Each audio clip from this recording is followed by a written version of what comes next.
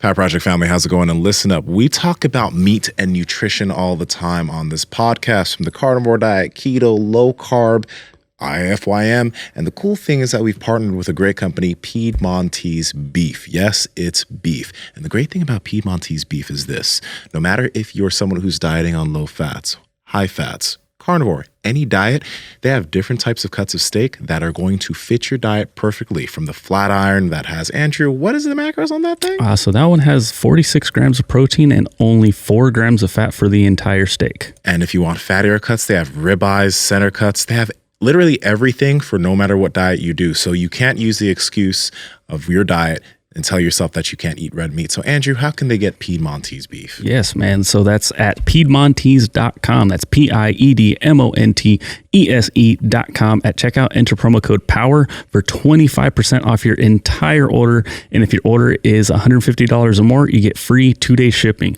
Again, Piedmontese.com, promo code POWER. All links down in the description, as well as the podcast show notes. We need to get to the bottom of something. How do we cipher through all of the training? You know, we had knees over toes, we had head, shoulders, knees, and toes. We had a guy that talks about greatest of all time action and walking with your feet straight. We had Kelly Starrett around, and we've had some really wonderful people on the podcast. And sometimes it sparks controversy, and then people are like, "Well, Joel Seidman and stuff like that." People are like, "What is this stuff? This looks like crap." What do you kind of think? You've been around for a long time, being a strength coach and an athlete yourself for many, many years, and you've kind of seen it all, I think. So what are we supposed to look at when we're trying to pick something that looks good? Well, I think we actually were talking about that on the phone when you had brought it up. I think there's a spectrum, right? So you have... Let's try to keep the mic close. Okay, sorry. There you go. Sorry. So you say you got here what you don't believe in anything. Then here you got these guys, and again, I don't know them, and so I don't know where they're coming from, but a lot of times you got this extreme mentality, and that's what you kind of seeing more and more on social media now, because that sparks the most interest, that gets the most likes, but the truth is, I don't know what those people do 24 hours a day. Are they doing that all day long? I don't know, nor do I care. I just know that there's another sense of training out there. And then you have your median if you're doing a standard deviation curve. So then the question becomes, if you're a coach for me, a team sport or an athlete, a non-strength discipline. Try to keep the microphone a little closer, sir. Sorry. Well, why don't you give me a stand, or or you can hold it for me. We left it on the jet. Sorry, yeah, that's my bad. All right, so I'll do this. I'll make my own stand. Thank you, sir. All right. So my thought is, I go back to a 3-word mantra that Dave Tate had actually used as a subcategory in a Swiss article: absorb, modify, and apply. I think if you put that in with the amount of stuff that's out there in training today, from an educational standpoint or from a YouTube standpoint or from now Instagram, I don't think everything's wrong and I don't think everything's right. I think you have to have a certain sense of confidence in what you've done to this point in your career as a coach, and then where's the value proposition of some of these. And again, without knowing them, to me, that's extreme stuff. I look at it from what I only know without studying it and not buying the books. I see what's promoted on Instagram, and I'm like, that's extremist. So now I got to look at it like, where does this fit into my value proposition with athletes? Just like we came up through powerlifting. We came wide stance squatting, vertical shin. There is value in that if we're chasing a number. In athletes, there's value in knees over the toes. But am I going to train that 100% of the time? I don't know that. But there's value. So when people talk about knees over toes, what about this knees over the toes guy? Look at a lot of things that happen in athletic endeavors. Look at somebody run. Look at the shin, ankle, hip angles that track and field athletes and track and field coaches show you all the time. There's some knee over their toe. So to me, I want to look at it from the standpoint, okay, where's my value proposition on the exercises that I utilize in training, and where's the value in not necessarily emphasizing knees over the toes, but if it occurs, it's not a correction point. Like what you learn in athletes versus lifters. It's very, and again, I'm not making this out to be like I'm smarter than everybody else. This is just me, what I've seen for 30-something years with over thousands of athletes from 20 plus different sports.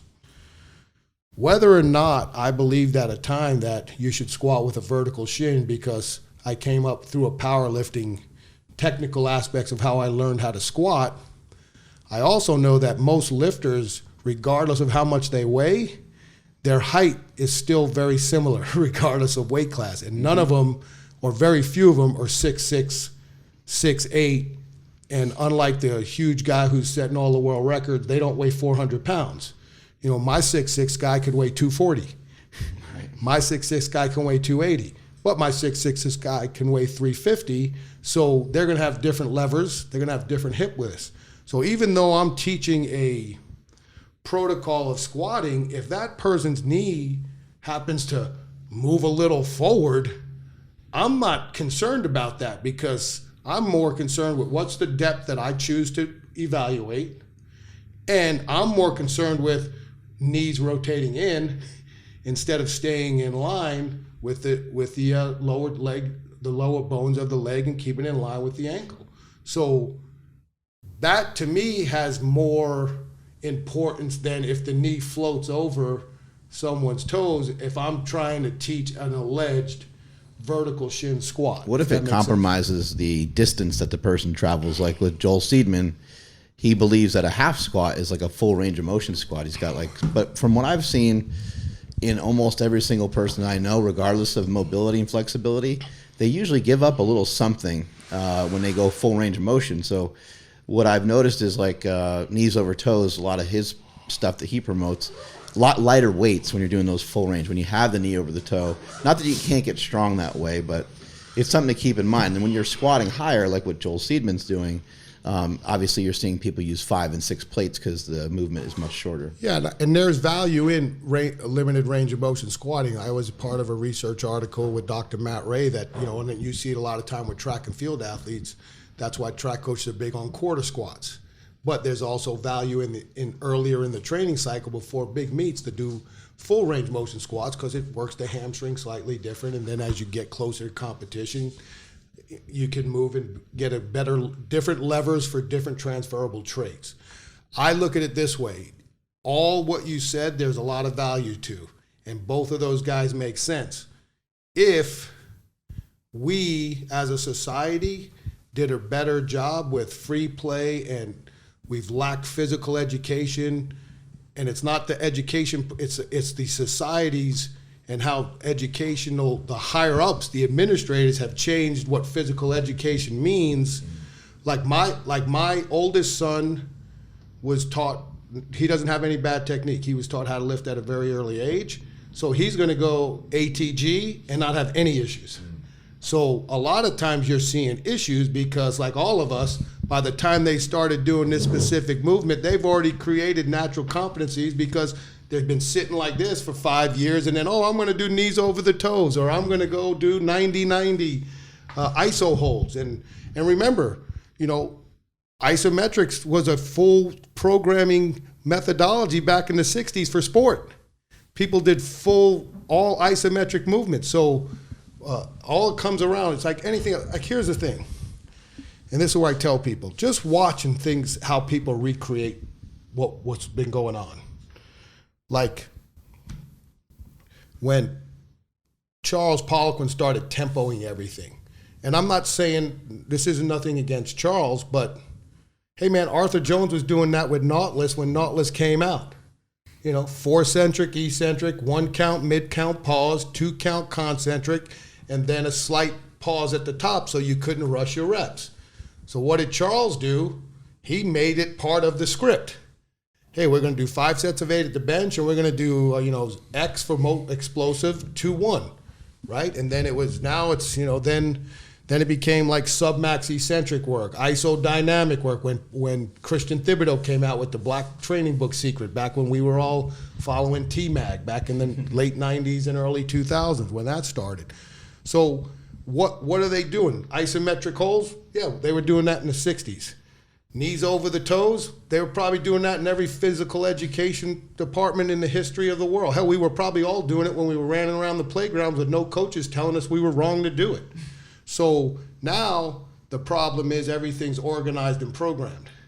So now it looks like, oh, this is an extremist or this is that. But all it is everybody's doing anything we were doing anyway. But in this day and age, everybody's a brand. Everybody's trying to sell something, and everybody's trying to be something maybe they're not, or maybe they are, and who cares? I don't get into that, because I know that I took a beating when I created a strength training template that looked like no one else's. That's bull crap. That's that. Hey, it's fine. I stuck with it, and look where I'm at. I don't know if that's good, bad, or indifferent, but I think I've done pretty good in my career looking something that most people would say is an extreme position. What do you mean you're putting Olympic lifts, fit 5 exercises in a program? That's not supposed to happen. They're always supposed to go first. Well, who says? Weightlifting. I don't coach weightlifters.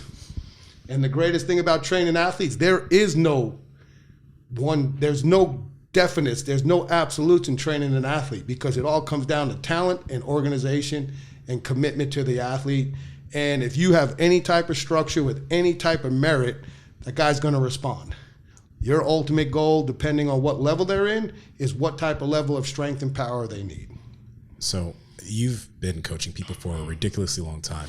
And you mentioned Nsima Zaragoza's guy, Ben Patrick, and he's mentioned how a lot of his concepts and a lot of the stuff that he's used, he got from Charles Poliquin.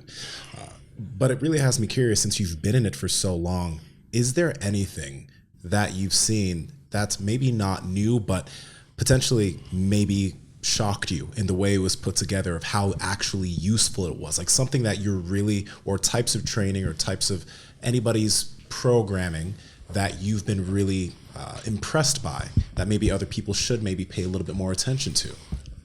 That's a great question. I'd have to think about that, because I've done a good job of trying to study what's been out there, especially, but probably more in my discipline of being a strength coach for athletes versus a very unique programming like we're talking about today.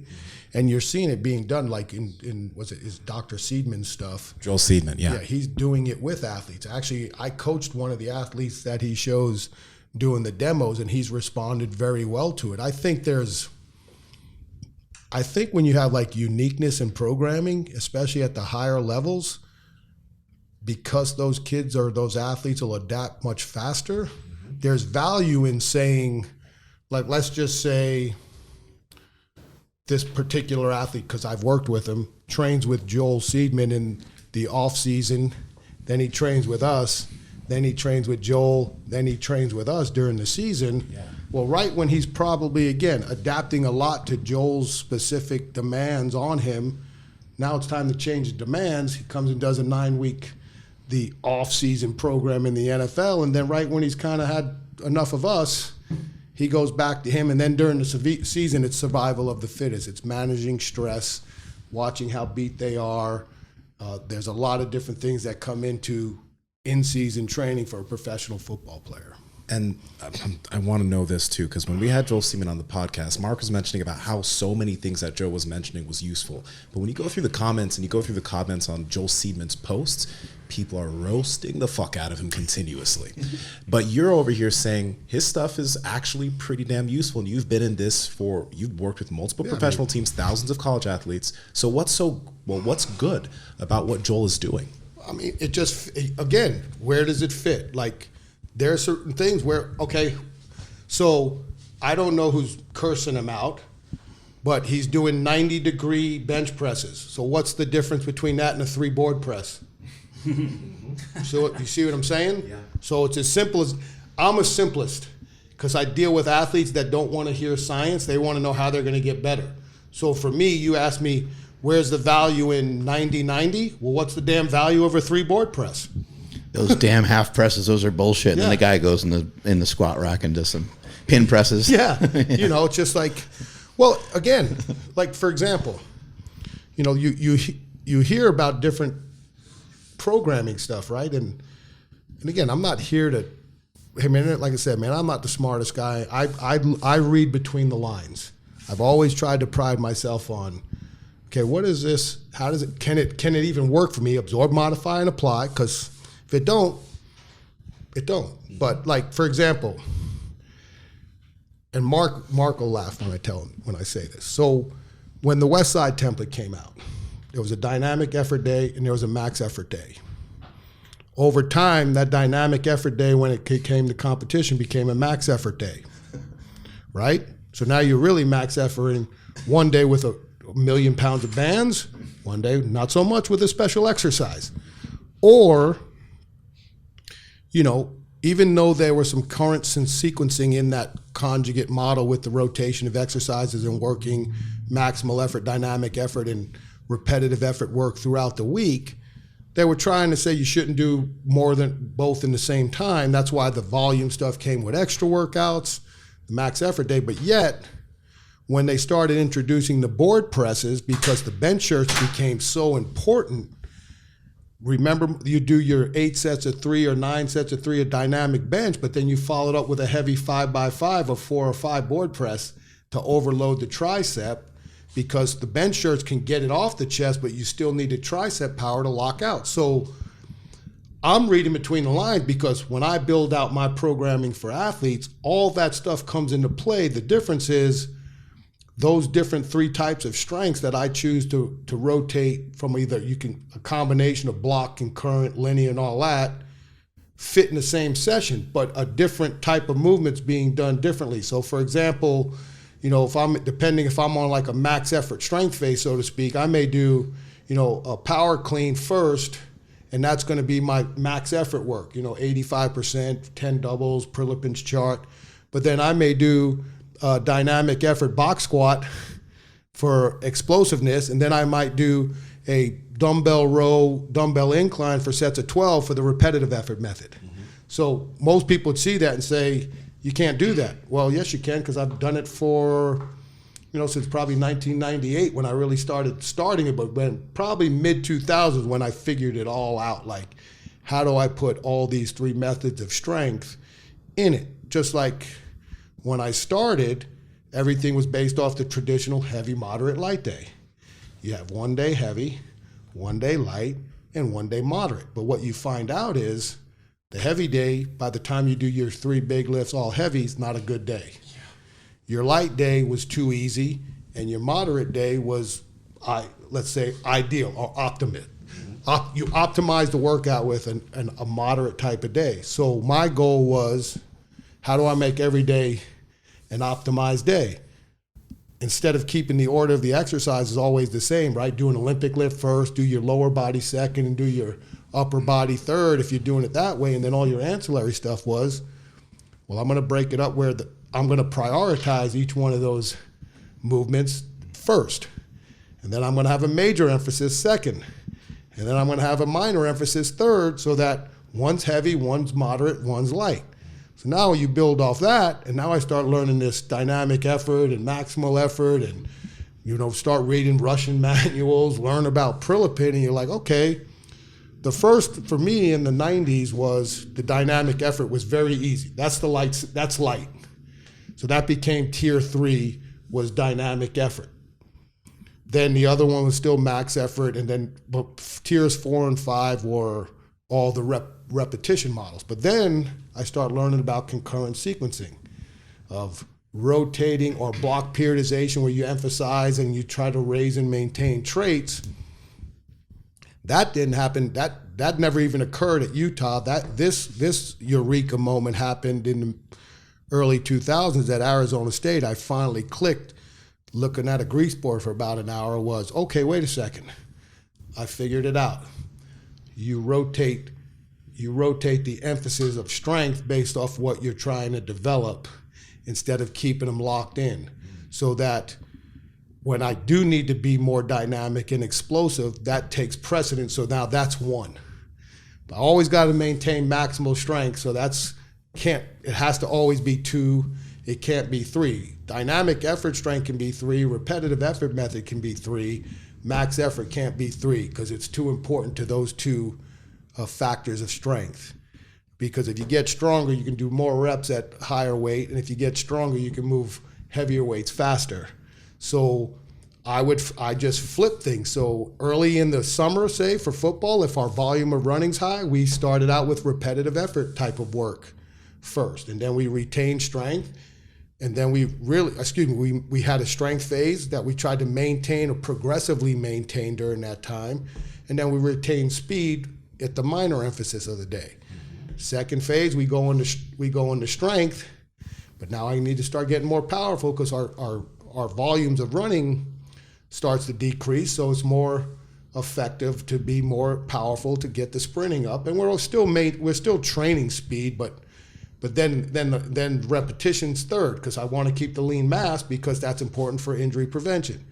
Then the last phase is now we got to be explosive. Now the sprint's extremely short, rest times are shorter.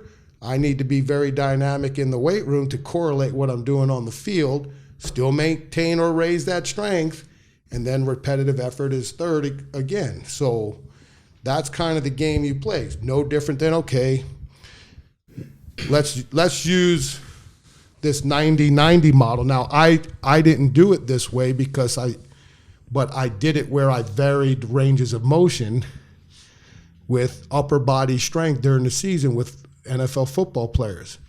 And similar to a board press, we use barrel bars. Can you tell us what a 90-90 is? Yeah, so right here. Okay. Yeah, just like half presses, Yeah, half half press. benching, half squatting. Yeah. You look him up, Seidman. You guys interviewed him. Put the link in the click here to see that.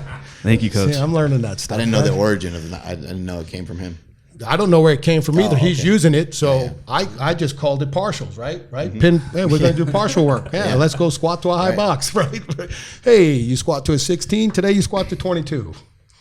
So what I did was I looked at it from a protection standpoint. The more beat up a guy gets, how do I still maintain his confidence that he's strong? Jedi mind tricking. But in the end, you want to move big weight. You want to maintain this high level of strength. And same thing with using chains. I believe there's a lot of merit doing a lot of chain work with the squats during the season if you believe in bilateral squatting in season with certain athletes.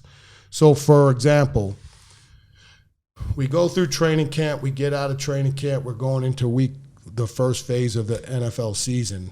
They're going to do, everything we did was neutral grip first. We took out of the rotation of the elbow. We wanted everything in striking hands, trying to work all this type of movement that's very transferable to the field. I don't want to say it's sport specific because there's a little different depending on what position you play. There's, some coaches take here for O-line, some punch here. D-line are always grabbing and pulling. So I just say there's a transferable trait by pushing weight here rather than pushing weight out in a way like a traditional power lifter or bodybuilder would. So we would do a neutral grip, full range of motion, bench press or incline. 4 weeks later, I'm using a 6-inch barrel because their shoulders are getting beaten up, and now I take some of the stress off their shoulders because there's a barrel that's 6 inches. Then the last 8 weeks of the season, we use an 8-inch barrel.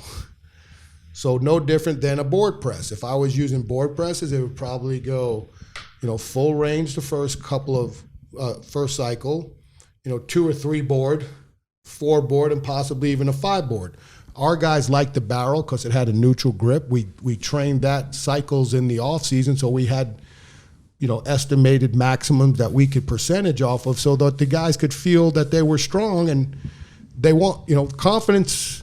One thing I've learned about athletes is confidence is built through bench press or upper body strength because that's kind of their test. So I always looked at let's build their confidence through things that they are not, what's the best way to say it, that won't affect their wear and tear as much as lower body development. But then same thing with the lower body was I wanted them to try to maintain a very good range of motion. And again, what everybody's 90-90 is different, right? Like it's just like squat depth. There's squat depth top of the thigh parallel? Is it hamstring parallel? Is it mid-thigh parallel? I always use top of the thigh parallel for my athletes. So for me, it's, okay, I need them to continue to have decent range of motion in their hips, but I need to protect their hips because they're going to get worn the hell out, especially your big guys. They're in a 3-point stance. Even if it's a 2-point stance, they're in a loaded position. And your D linemen are always in a 3-point stance or a 2-point stance in a loaded position. So my thought was, how do I maintain a robust hip and hamstring and glute, but also get a load that's conducive to some type of retention of high-level strength? So I can set the percentages, I can set the chains to certain points where if I'm only using 50% of bar weight, the top end could be 85. So I accommodate the resistance based off of their levers so that we get the best of both worlds. I'm keeping them strong, but the value of the strength is slightly different because I'm also taking load off of them in a more, I don't want to say injury prone, but in a more disadvantageous position. And that's where accommodating resistance comes from. It's going through your strength curve, and as your strength curve increases, generally if the weight's the same and it's light, you have to decelerate faster. So now I can work on acceleration longer, and they get the best of both worlds because when two people collide, it's going to be a quick, yielding, who can overcome the force, and then it's an acceleration, who can acceleration through a great load. So those are things that I used that have some merit of reducing different things through range of motions. So is it 90-90 specific? No, but you can see where the relationships can be deciphered if you have an open mind or are willing to look at things outside of a skewed no.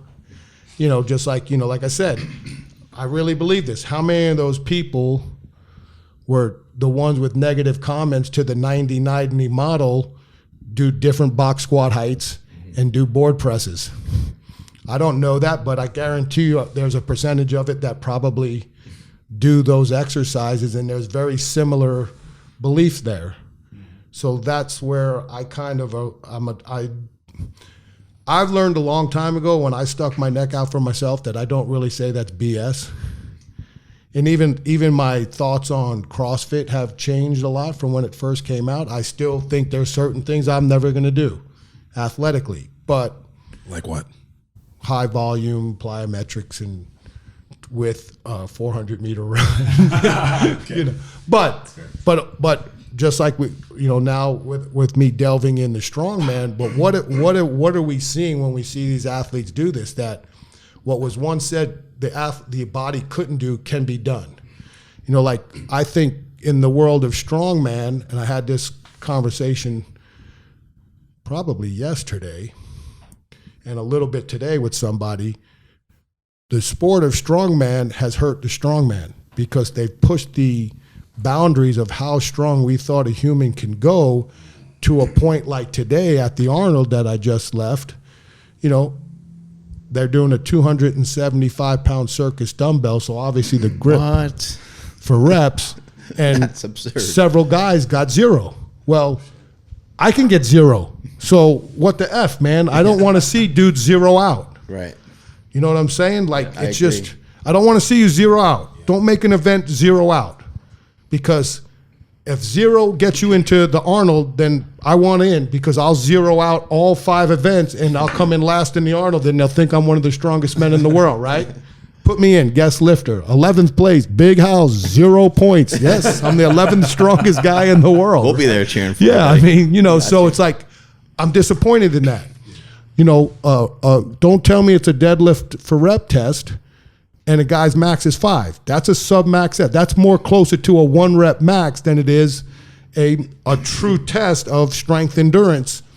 Give me a number that most guys can get 8 to 12. Some guys may get 6, which I'm okay with.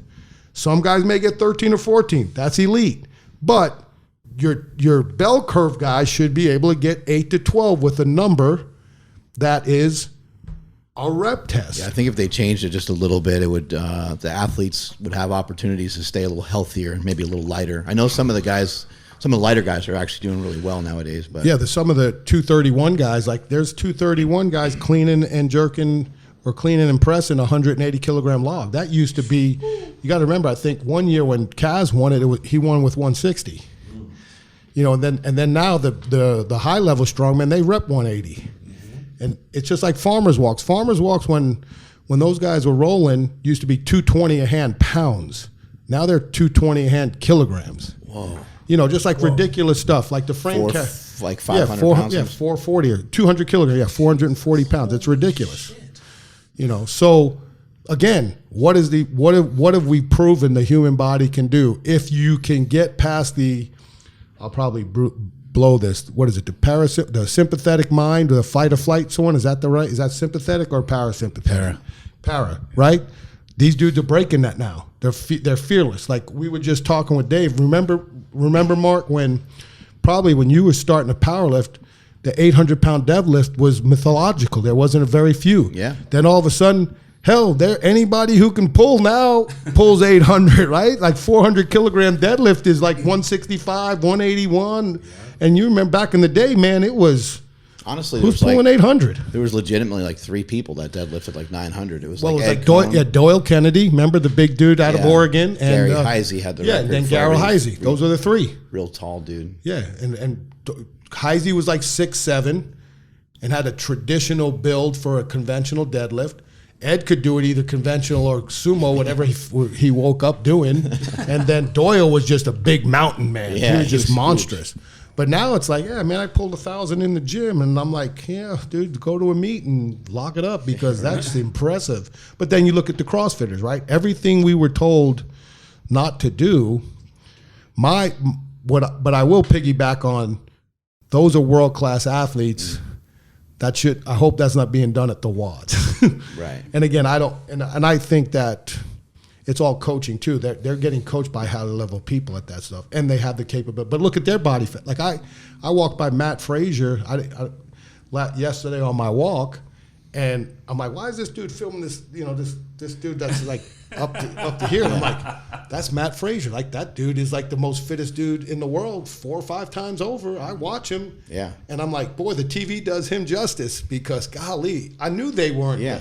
You know, you see their heights and weights when you're looking up the rosters, but when you see them for Right. real, I'm like, this dude, and then you're like, man, this dude did a snatch ladder up to like 340 pounds in a minute. And he did a clean and jerk at 363 or something like that. And that was in the afternoon. He had already ran like a 10K run with a 40-pound pack, and, you know, pushing. And then the women are even more, to me, more impressive.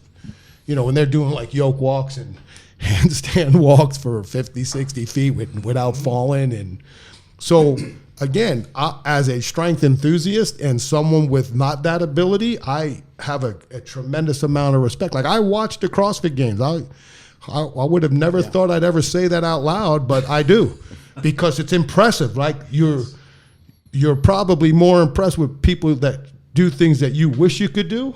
Hell, I wish I could do a chin-up.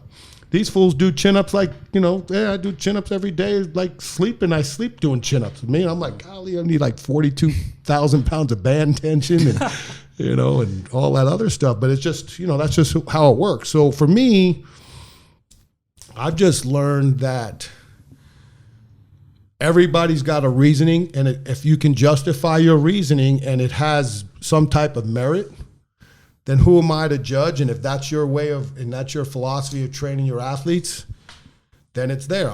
But again, I'll always question, is this everything they're doing? Mm-hmm. And I don't know that, and I don't really care, because it's none of my business. I just look at what I've shown and say, is there a value proposition for me and my athletes? I just think people jump to conclusions so quick on some stuff, and they'll get frustrated and they'll say, you know, these aren't real squats. But it's like, if you try to think about it a little bit, these are professional athletes, so who the hell knows? Like, they're anomalies, right? But in addition to that, you can make an argument and say, well, maybe he's saving himself a bit because he's not going full range on the deadlift or in the squat. And remember, you know, Louis Simmons used to talk about that quite a bit. He had, you know, most of his athletes didn't even deadlift from the floor for long periods of time to kind of save the lower back. So for these most athletes, basketball players, the great one of a lot of people here. You want to start some debates, and people say that I'm full of shit. I believe in the high handle trap bar deadlift for athletes. There you have it. Some people think that's bullcrap. I tell you what, it's a great, tremendous. And not using a bar. Yeah, because not using a regular bar, right? Yeah, because one, it gives you a better starting position, especially for the taller athlete. And the center of gravity is more conducive to success with protecting the athlete in a hinge type movement. As you know, Mark, you put that bar in front of your shins and that bar floats, your ass is getting hurt. Yeah. It's hard for that to happen with a trap bar when when that bar is going straight through the hip joint and you got a neutral hand position. It puts you in success. So I think and again, what is that? Let's just go back and we'll use the 90-90. It's a partial movement. I mean, so again, whether it's 90-90 or 135-135 or 45-45, I mean, remember, and again, I don't want to speak from a standpoint of I know it all, but I do remember when Adam Archuleta was getting trained by Jay Schrader, they did a high amount of ISO split squat holds as part of their contrast work. So remember that was popular about the time me and you met. I mean, that was the thing, man. The freak of training. You had him from the athletic standpoint, and then Vogelpool on the lifting standpoint, just doing things that everybody was trying to mimic, but you can't mimic elite one-offs. Those guys were one-offs. Training Cam Newton, my assistant, Jason Bengucci.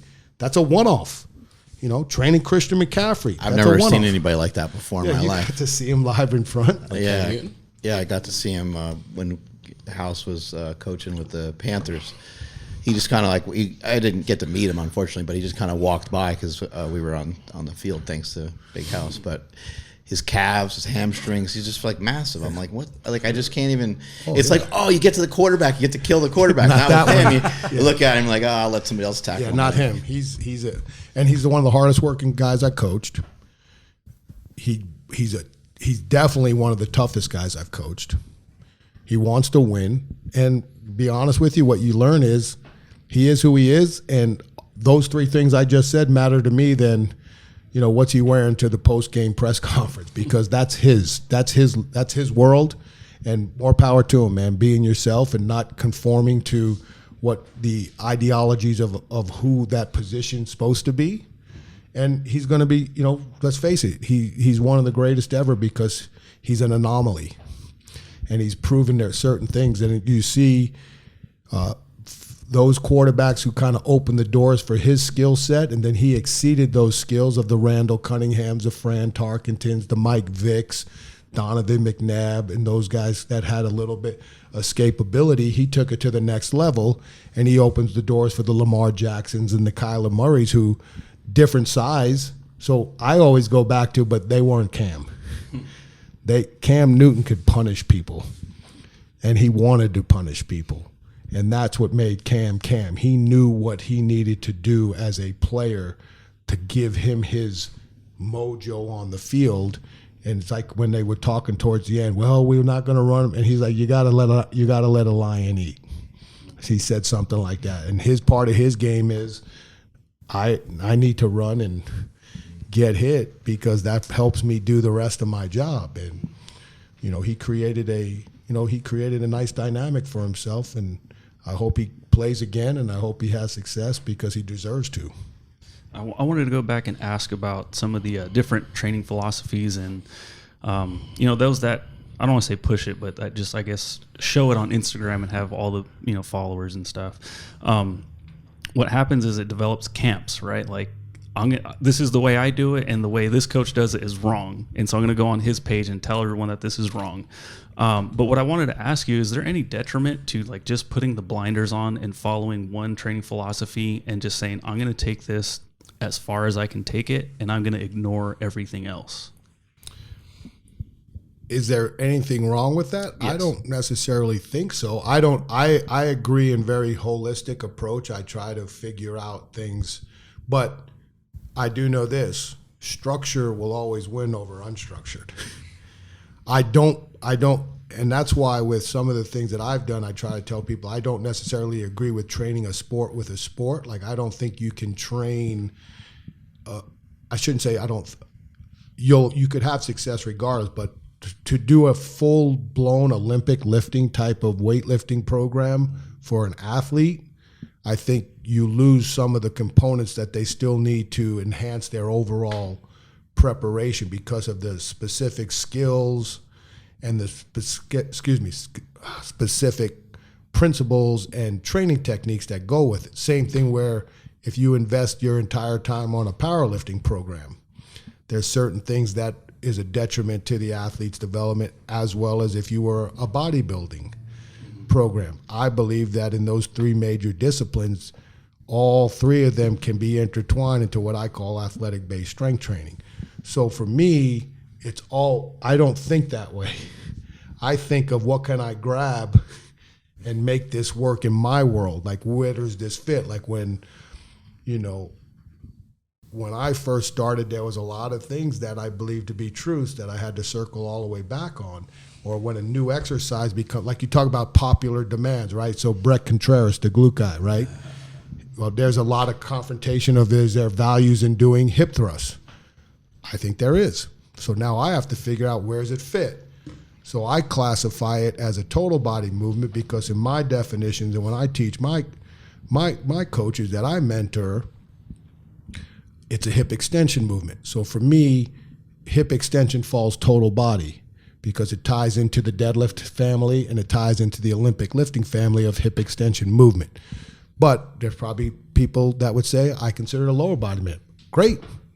I don't care. I'm just telling you, you asked me what I do with it. People argue about whether a deadlift is a push or a pull, right? Yeah, and because really? I look at, but see, now for me, because if you teach it right, you are push. If you teach it right, you have to teach them to push off the floor. But I go look at the end, it's a hip extension movement. Because once it breaks to mid shin, you're pulling for your life to get your hamstrings sure are pulling. Yeah, I mean, for it's sure. really going to pull off sometimes. Right? And again, when I first started in training athletes, you were told deadlift is too slow a movement to be put in a program, but yet everybody's cleaning from the floor, and most of the athletes look like hell cleaning from a floor.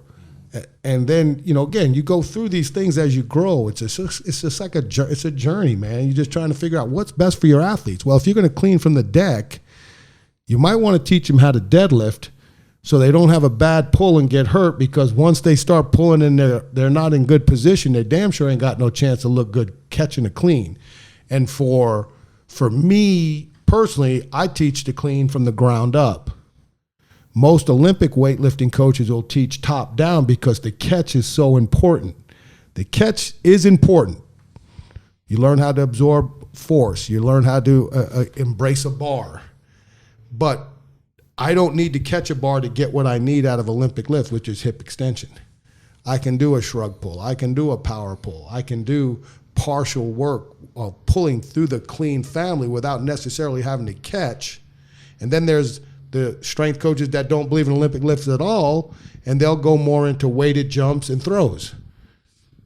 That's, again, there's another, that could elicit a response that could go on for weeks on training. Is there value in doing Olympic lifts in an athletic-based training program? And a lot of people say there's value, yes, they'll go all in on them. And then there's some that say no, because it's a sporting activity. But that's why I like the variations of those lifts and not necessarily the classical lift. Like, I don't snatch athletes. The only athletes I snatch are throwers.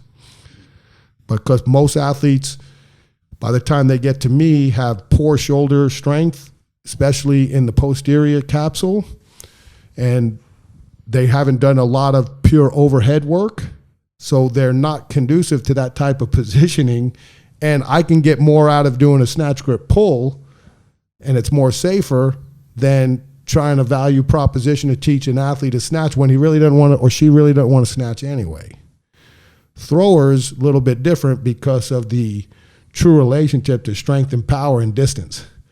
When you're training team sports where they're using a different implement and they're not getting judged by time or distance, you can do some different things. You know, when you're looking at certain things, why do I think there's a lot more value to do an Olympic lift with a track and field athlete than some of the sporting athletes is? Because there's some correlation towards those types of lifts in improvements in speed and distance.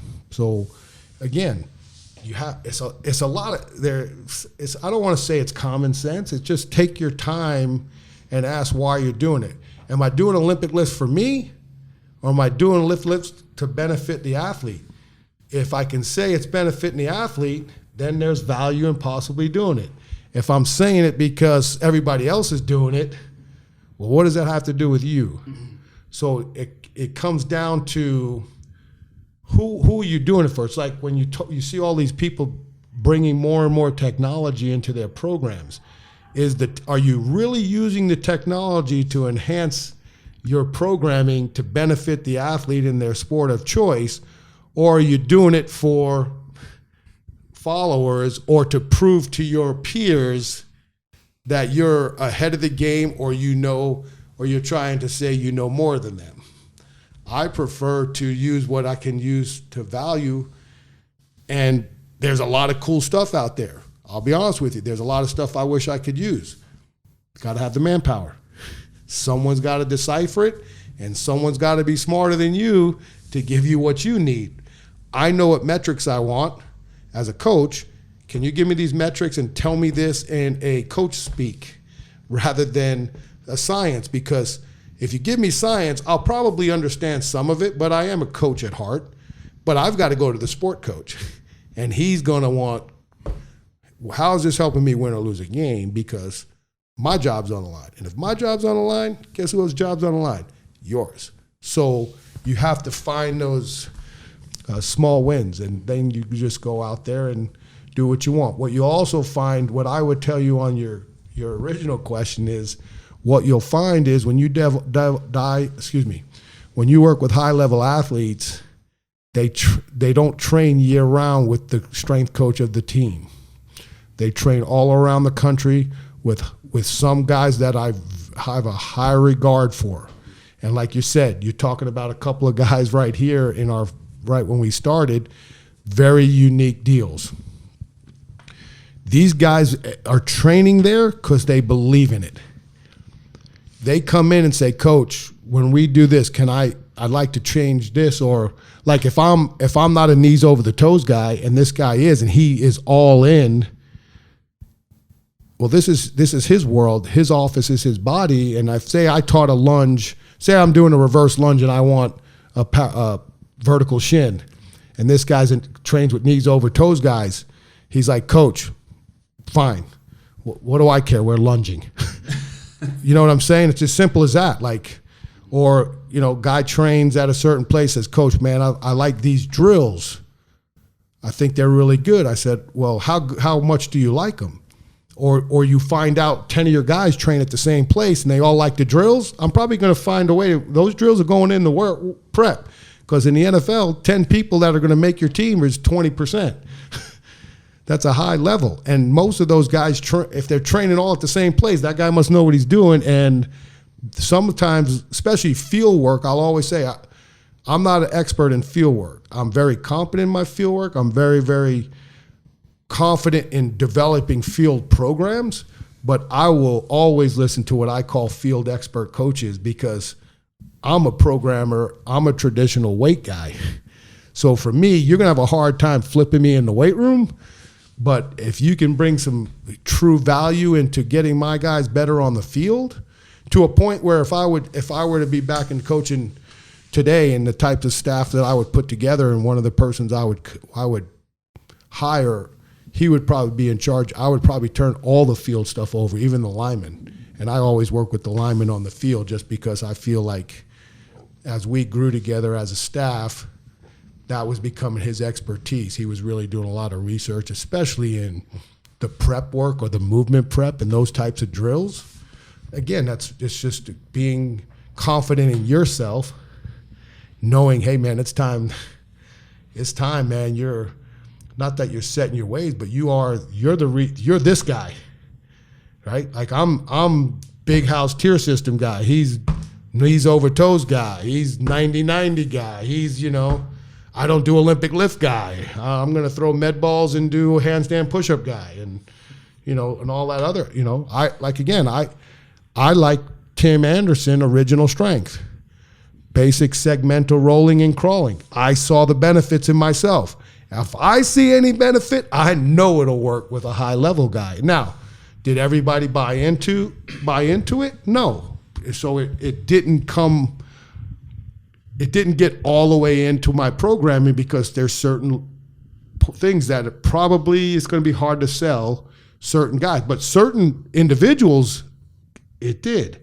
And you'd see them doing it pregame and stuff like that to help reset the body. For me, it was crawl great. Can kind of help reset the body, or yeah, I think so. just what, a baby crawl? Actually, in the book, you start with a baby crawl, but most of this was he calls it a leopard crawl and a Spider-Man crawl. So a leopard crawl is more of a traditional. It's not a bear crawl, because bear crawls are bastardized crawling. Mm-hmm. You got your hip up, and most kids, when they're in punishment, it looks like some bullcrap gallop. Yeah. So you're trying to keep a flat, like a tabletop position, and really work on hip mobility and, work into the vestibular system a lot of times, trying to touch opposite cross. But then the Spider-Man crawl is opposite cross of your hand. Like taking your knee to your opposite I understand. Opposite elbow to knee and stuff like that. And then the Spider-Man crawl is when you open up the knee and you take it past the elbow. And like Tim's, 135-pound guy, but that he's Spider-Man crawled a mile in a park. Oh my God. You know what I'm saying? But again, that's an extreme. Big house, he crawls like 20 yards max and takes a break and then comes back and does 20 again. But you want to talk about skills, go out, if you've not done it, go out and try to crawl.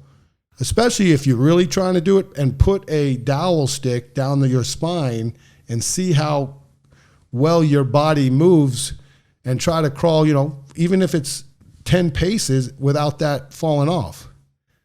And then try to do it backwards. And then try to do a lateral crawl. And you'll find out, like I found out, lateral crawling in this big doggy don't float. So I don't go very far. It finally took me forever to feel like I can do backwards crawling now. So it shows you. And these are things that we were doing as a child, like no big deal. And it all goes back to what we're saying, just rudimentary patterns. Like, I will tell you this, in all honesty, and this is when I knew there was going to be value to this stuff being part of you've seen me do it in your gym. Yeah, blowing up the balloons and stuff. And doing the segmental rolling. And I have a hard time at this point in my lifting career where if I'm having a squat workout or a deadlift workout, that I'm not going to do that little 10-minute routine, because I think I'm going to get hurt. That's just a confidence for me. And I remember the first time I read his book. Whose book? Tim Anderson, Original Strength. And he's got several books out, but he's talking about segmental rolling. So it's upper body only movement, belly to back, back to belly. And then lower body, belly to back, back to belly. So it's almost like you're locking up your upper body, and then you're trying to take your leg and roll over. But I had to do upper body, and so upper body has a lot of thoracic in it. And I can't remember which way it was now, because I've actually gotten good at it, but I think it was don't use my lower body to cheat. And it might have been belly to back, upper body only. And because I was so tight in my thoracic that I couldn't do it on one of my sides. And to a point where if you would have put a gun to my head and said, hey man, or hey, your grandkids are on the line, I don't know if I still could have did it. That's when I was like, okay, you got some work to do. And now, like I said, for me personally, that's not that 10 minutes. There might be a lot of other stuff I might not do that day, but if I know it's a squat or deadlift day, that 10-minute program I'm doing that. And I could care less where it's at. In a powerlifting meet, the last powerlifting meet I did it in the parking lot. Because I ain't going out getting hurt, man. I'm just not. I've been hurt. It's not fun. And the older you get, I don't care how you're trying to beat the clock and beat your birth certificate, it takes longer. So again, These are things that you learned, and it's way out of my wheelhouse. I used to laugh at those guys about foam rolling, and now there's value in self-myofascial release with softballs and peanuts and all sticks. Do I think you need to do it every day? But like for me personally, again, when I travel with a softball and a peanut because I can't trust the beds. And I've done that before where I've gotten out of bed and thrown my back out trying to tie my shoe because the bed was so bad. So for me, it's get out, I brush my teeth, I do my deal, take my cold shower, get on my peanut, get on my softball, and I feel like I got a chance to win the day. And all that stuff you learn from yourself. And I think that's why it's important for coaches, especially in the fitness, a fitness coach has to do some type of training to know what's up. Like, and especially, I think in the weight room, it's important because of all the stuff that's going out there today. Like, if you believe in certain things, you got to at least be able to do something at a minimal level so that you understand. There's a difference between telling a kid how to squat if you've never squatted versus if you've squatted and you know. Yeah. Like when I first learned really about knee tracking and concentrating that on the squat, man, my adductors were on fire. I didn't even know your groin worked in a squat. And now you go out there and you start teaching it to your kids and you're like, this is what you're going to feel tomorrow. Damn, coach, you were right, man. I never felt like that squatting. Because everybody's just, hey, put a bar on your back, go up and down, and, you know, whatever happens. And it's all that other bull crap. And so those are just simple little, you know, people call them life hacks. To me, that's just real world, man. I want to survive. I got things I want to get done before it's over. And I know that that's an investment of time. Like, I know how I write my programs. It's, you know, like I know a lot of people go, if it takes you 30 minutes to warm up, then something's wrong. That's why I don't call what I do warming up. It's pre-activity prep. If you look what I do and you see how I do it, that's not warming up. Maybe 10 minutes of it's warm up, but the rest are all things that build my weaknesses. I do band, ab, and ad because I got weak ab and ad. I do a squat pattern because I'm getting ready to squat. I'm doing hamstrings because I got weak posterior chain. I do low back because I got a weak low back. That's not warming up. I'm building my machine so that when it's time for me to squat, I want to squat as hard as I can. And that's just the way it is for me. And I believe there's a lot of value in that when you train athletes because that little stuff they won't do. And that's why I put it up front. You learn to put all these things, that all the ancillary things that for people who love lifting, you can put them whenever you want. You're gonna do it. But most times the important stuff, we gotta do neck. We'll do it at the end of the workout. No, we're not. We're gonna do it first. You know what I'm saying? Or, hey, you got your glute ham raises. We're gonna put that at the end. Yeah, we're gonna do it for, but again, that stuff helps. Doing your neck helps your posture. Posture is important in almost every movement you do. Doing glute ham raises gets them hamstrings activated.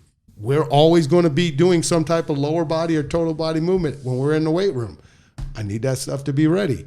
Why go in? And it helps take away from the traditional PE warm-ups of going out and doing skips and dynamic running warm-ups to get ready for the weight room. So I'm going to do that warm-up when it's time for me to run them.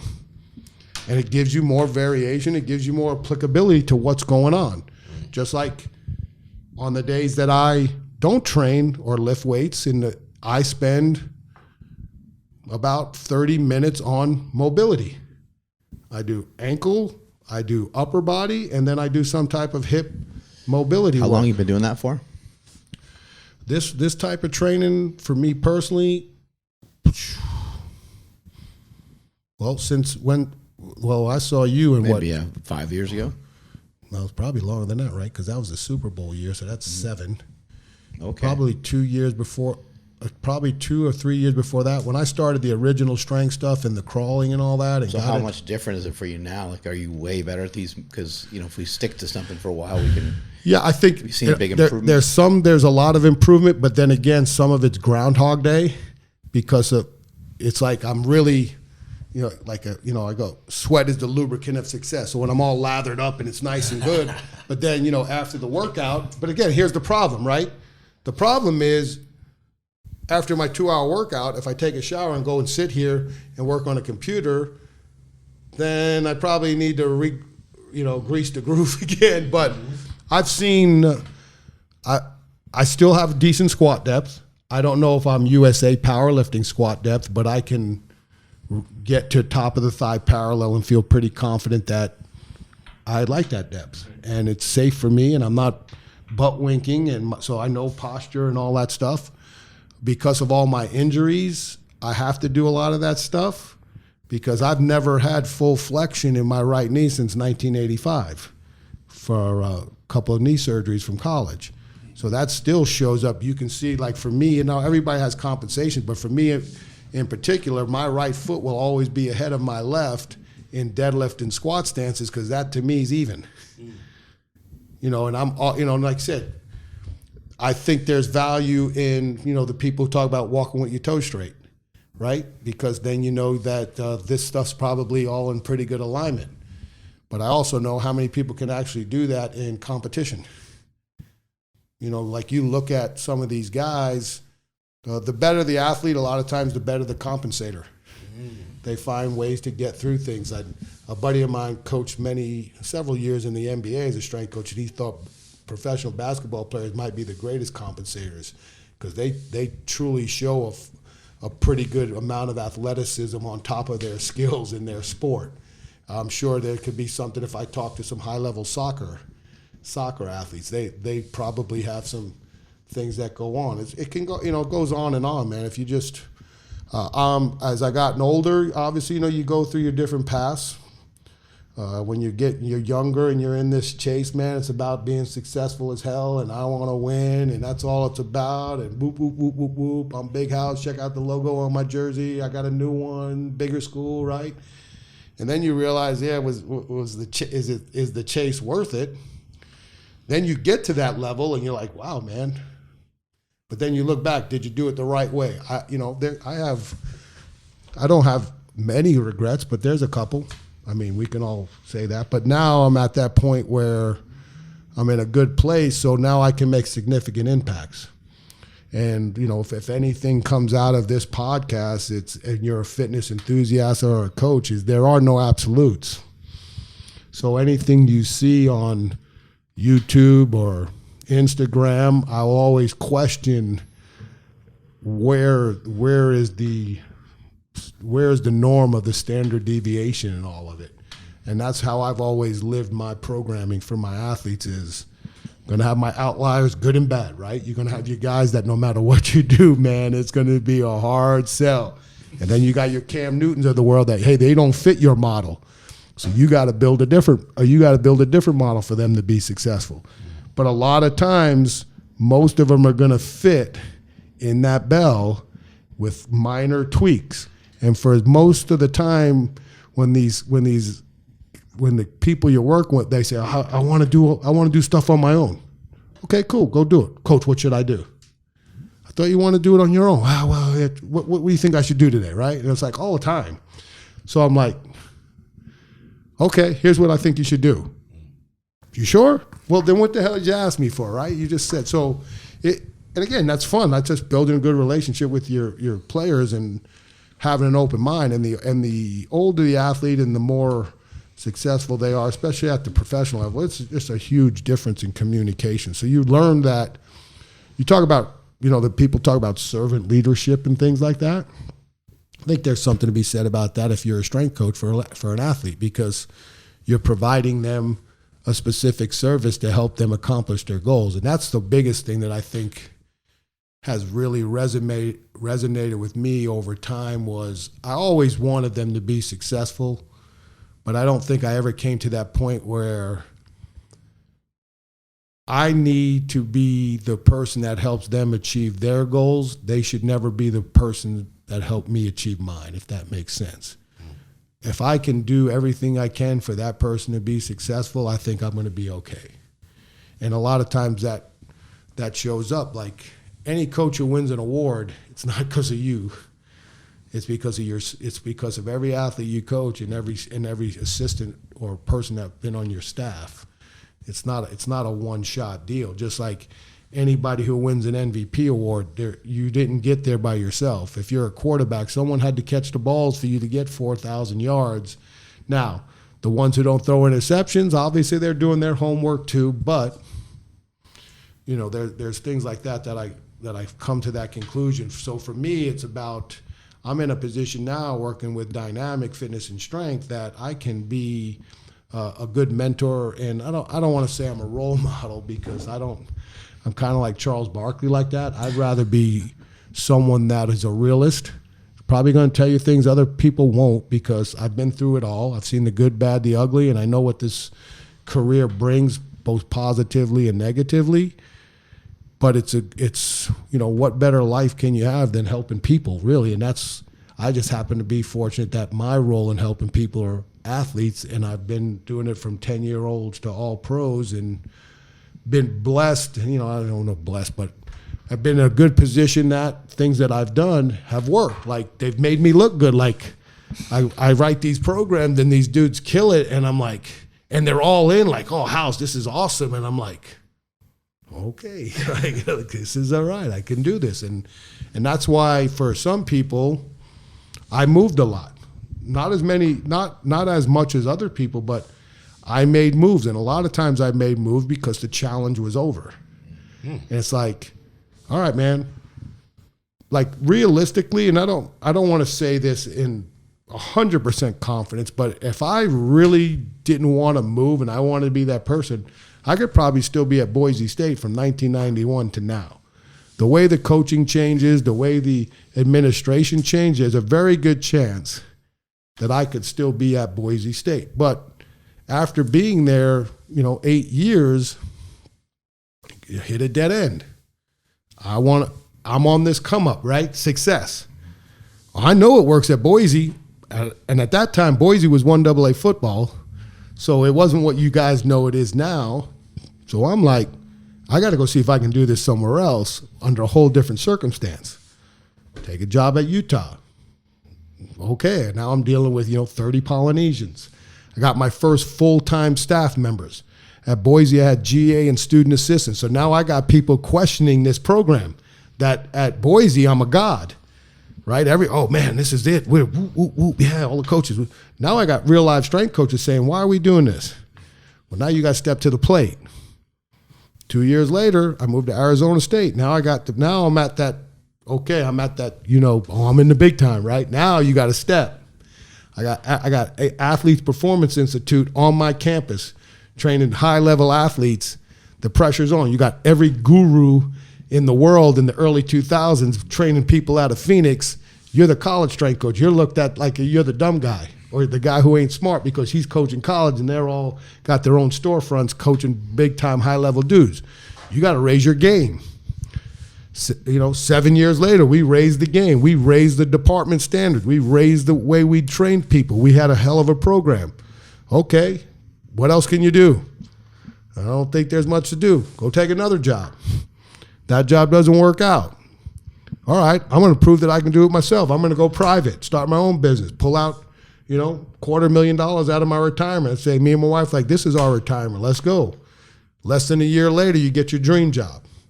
And you make a 9-year run in the NFL. There's only one of 32 of those jobs. So when people, you get let go and people are like, oh, House, don't be sorry for me, man. I coached 9 years in the NFL. Don't trip. I'm cool. Like, where's the next adventure? And then, fortunately for me, this opportunity came up with a great equipment company, and the owners were awesome, and they treat me great. And now I'm here with you guys sharing stories and talking about different modalities, and the fact that is, hey man, whatever floats your boat. When it really comes down to it, whether you West Side or 531 or whatever the next phenomenon is, like, hey, we're gonna go bench press underwater and hold our breath, and then right before that, we're gonna, we're gonna think we're gonna drown, but you know what? No, we're gonna do 5 backflips before we come up, and then that's the new training mode. And if you don't do that, you're not going to the Super Bowl.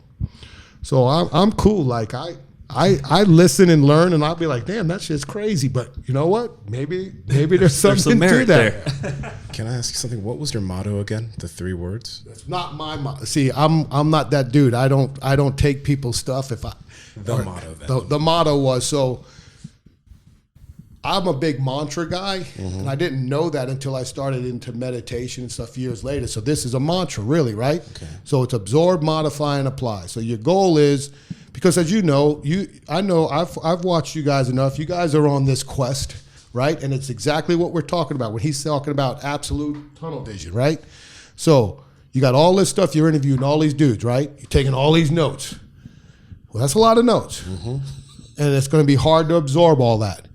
So what you got to do is you got to figure out, okay, out of all this stuff, how does this fit training the natty professor? Like, how's this fit into getting that done?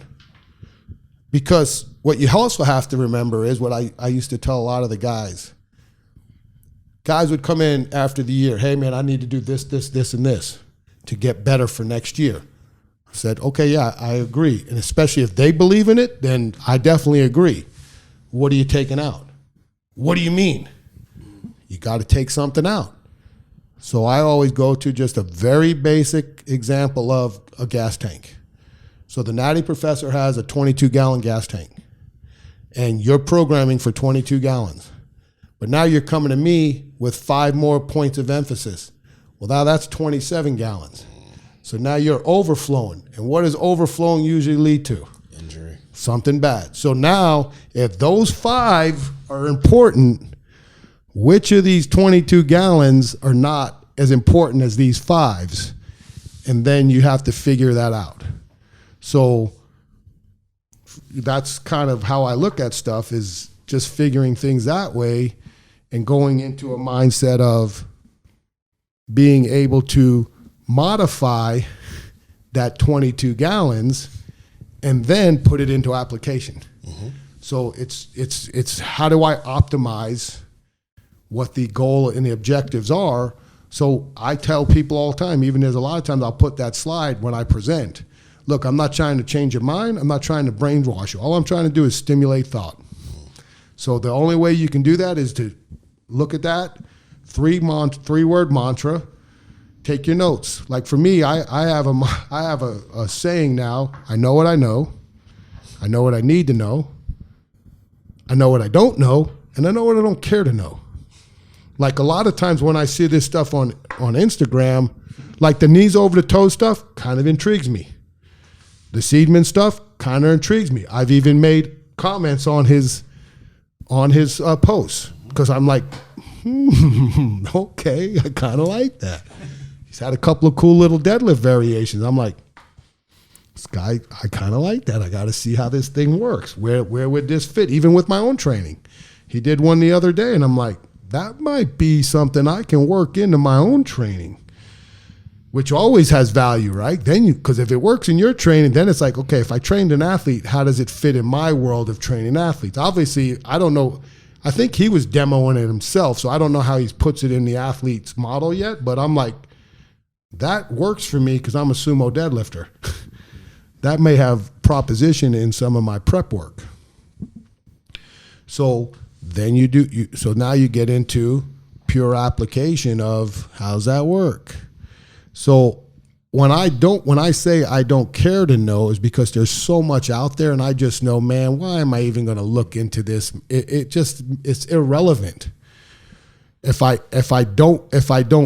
need to know something, obviously I'm going to do my own due diligence, but then I also have the fortunate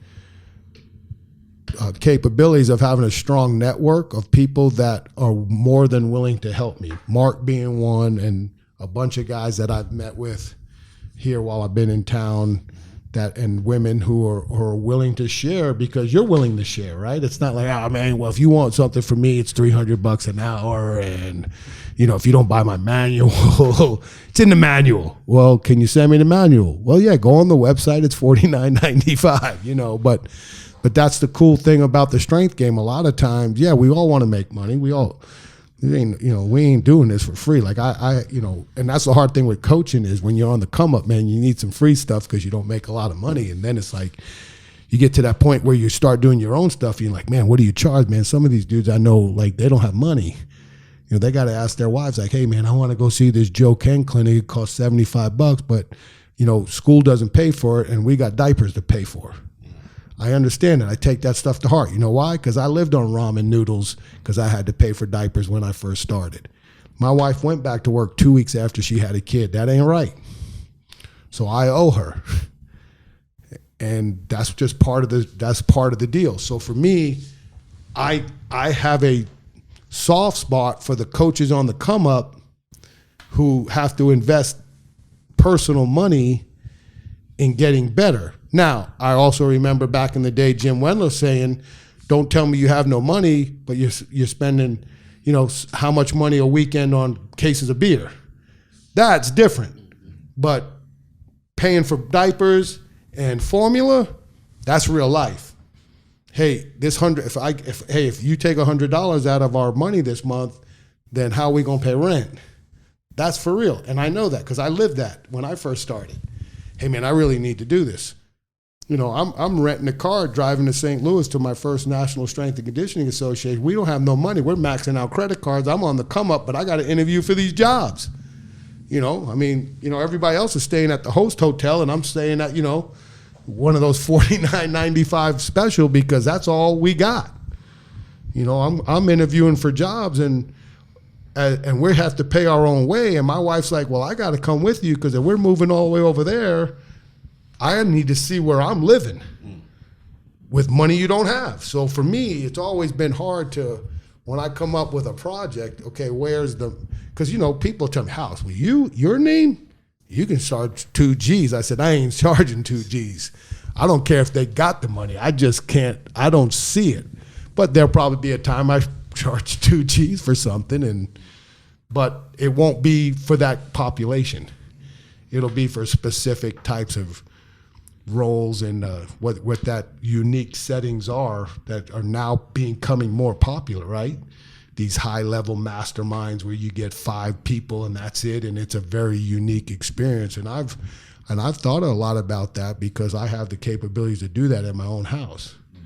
I have a space where I can teach and coach in a very unique boutique setting that a lot of people enjoyed when I opened my house for a couple of free clinics. So those are things that come through my mind, but it's all about one thing I think I can say, and I think I like to think that Mark, when he first met me, 20 years ago almost, Mark, right? 2002 at the Venetian. Yeah, it was a long ass time ago. I mean, I'm the same guy that I was then. Talk smack, have fun, laugh, like to be a fool to myself, know who I am. Like, you know, everybody's like, you know, what kind of lifter were you? Not a good one. Joe average, man, class 2 lifter, man. That's the best I could do.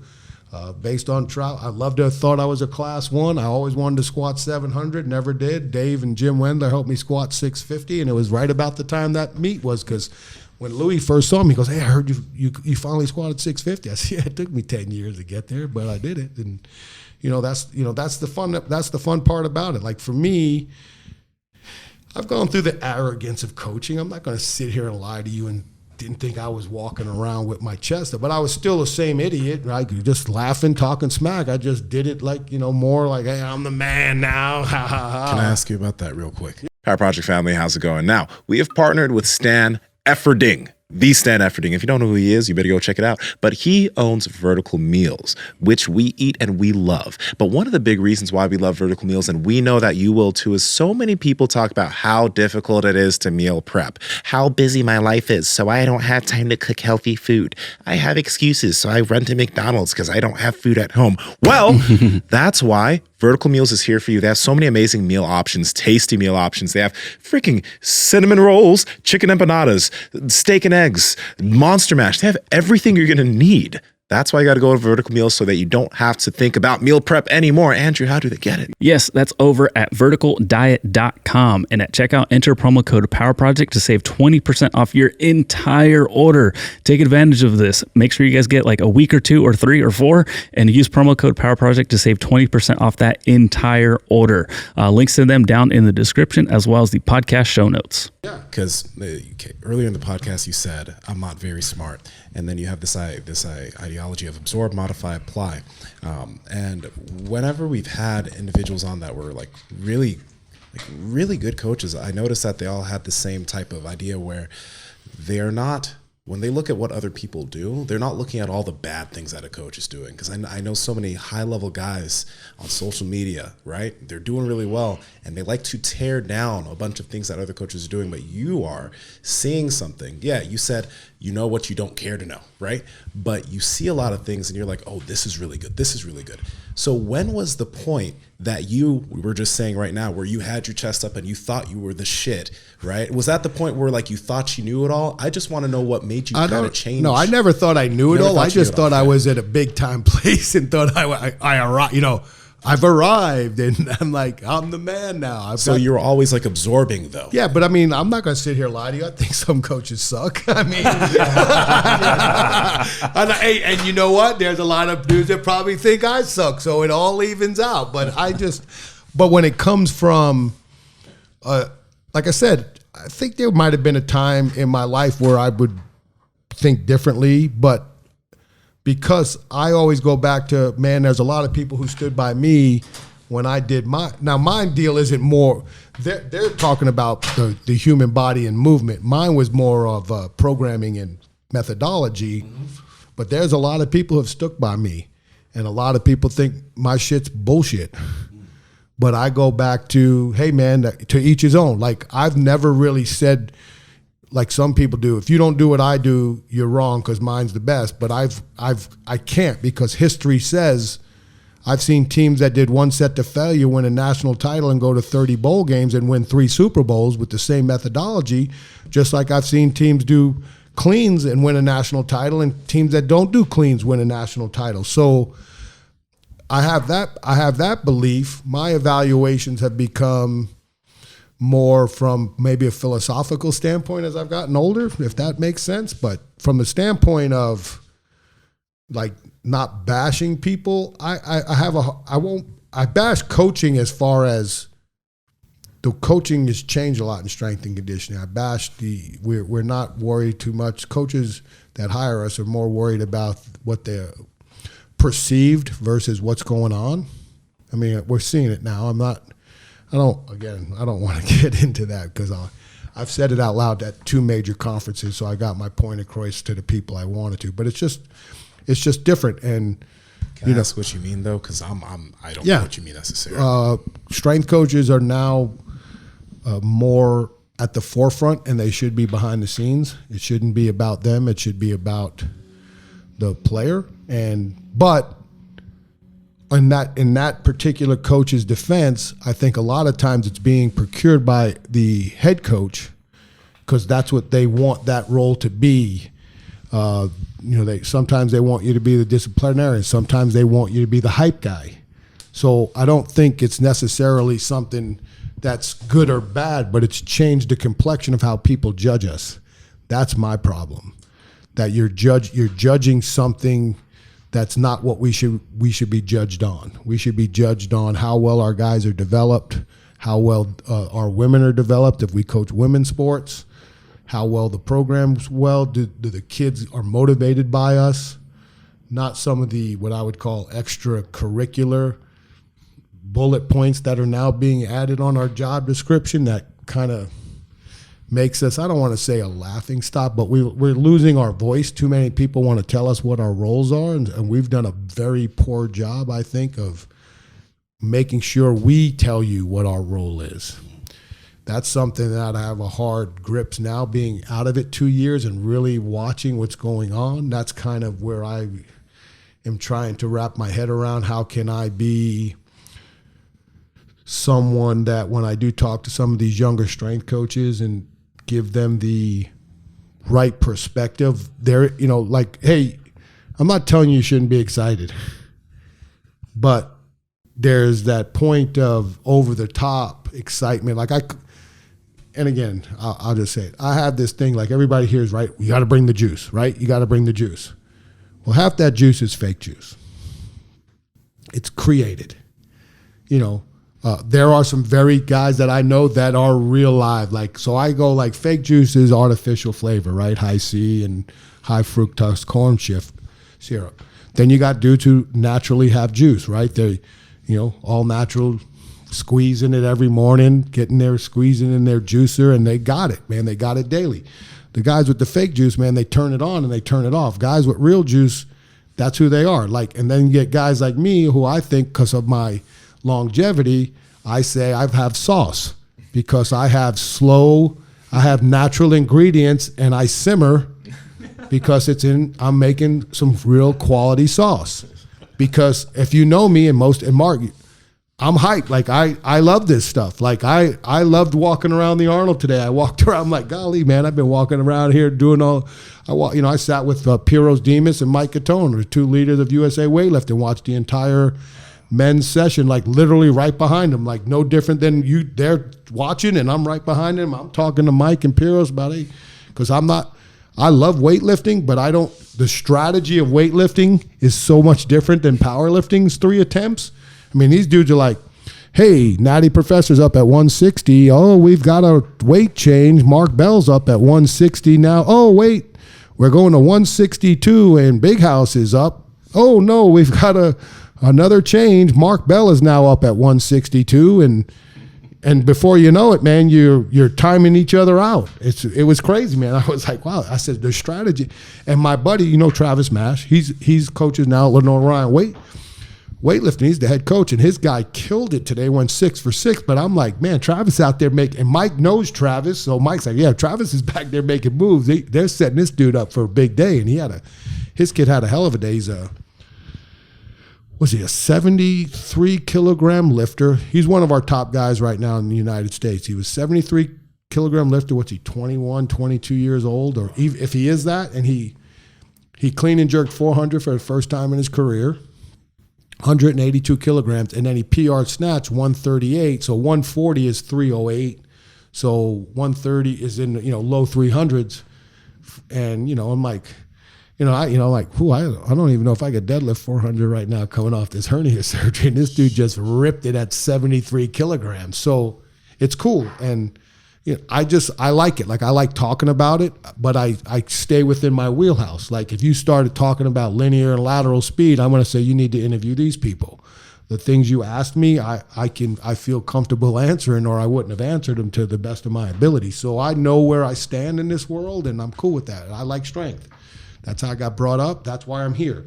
If I wasn't exposed to the weight room, I was a good football player who was made better because he was stronger than most of the people he played against. So I get a scholarship. And if the skills needed to play offensive, defensive line that are recommended now for a high school kid were back in the 80s, I would probably be in trouble. But the skills needed back then of being stronger than most people, I was good at. So I got to, fortunate for me, I was in the right era. So again, it's just the way things are, and you learn that stuff. And without strength, no one knows me. And I don't mean that in a bad way. I'm just living in my hometown, never left. I didn't expose my mom and dad to moving out of the city they grew up in their whole lives. I mean, I had the same teachers my dad did. My high school coach played with my dad. Lyle Alzado played with those guys.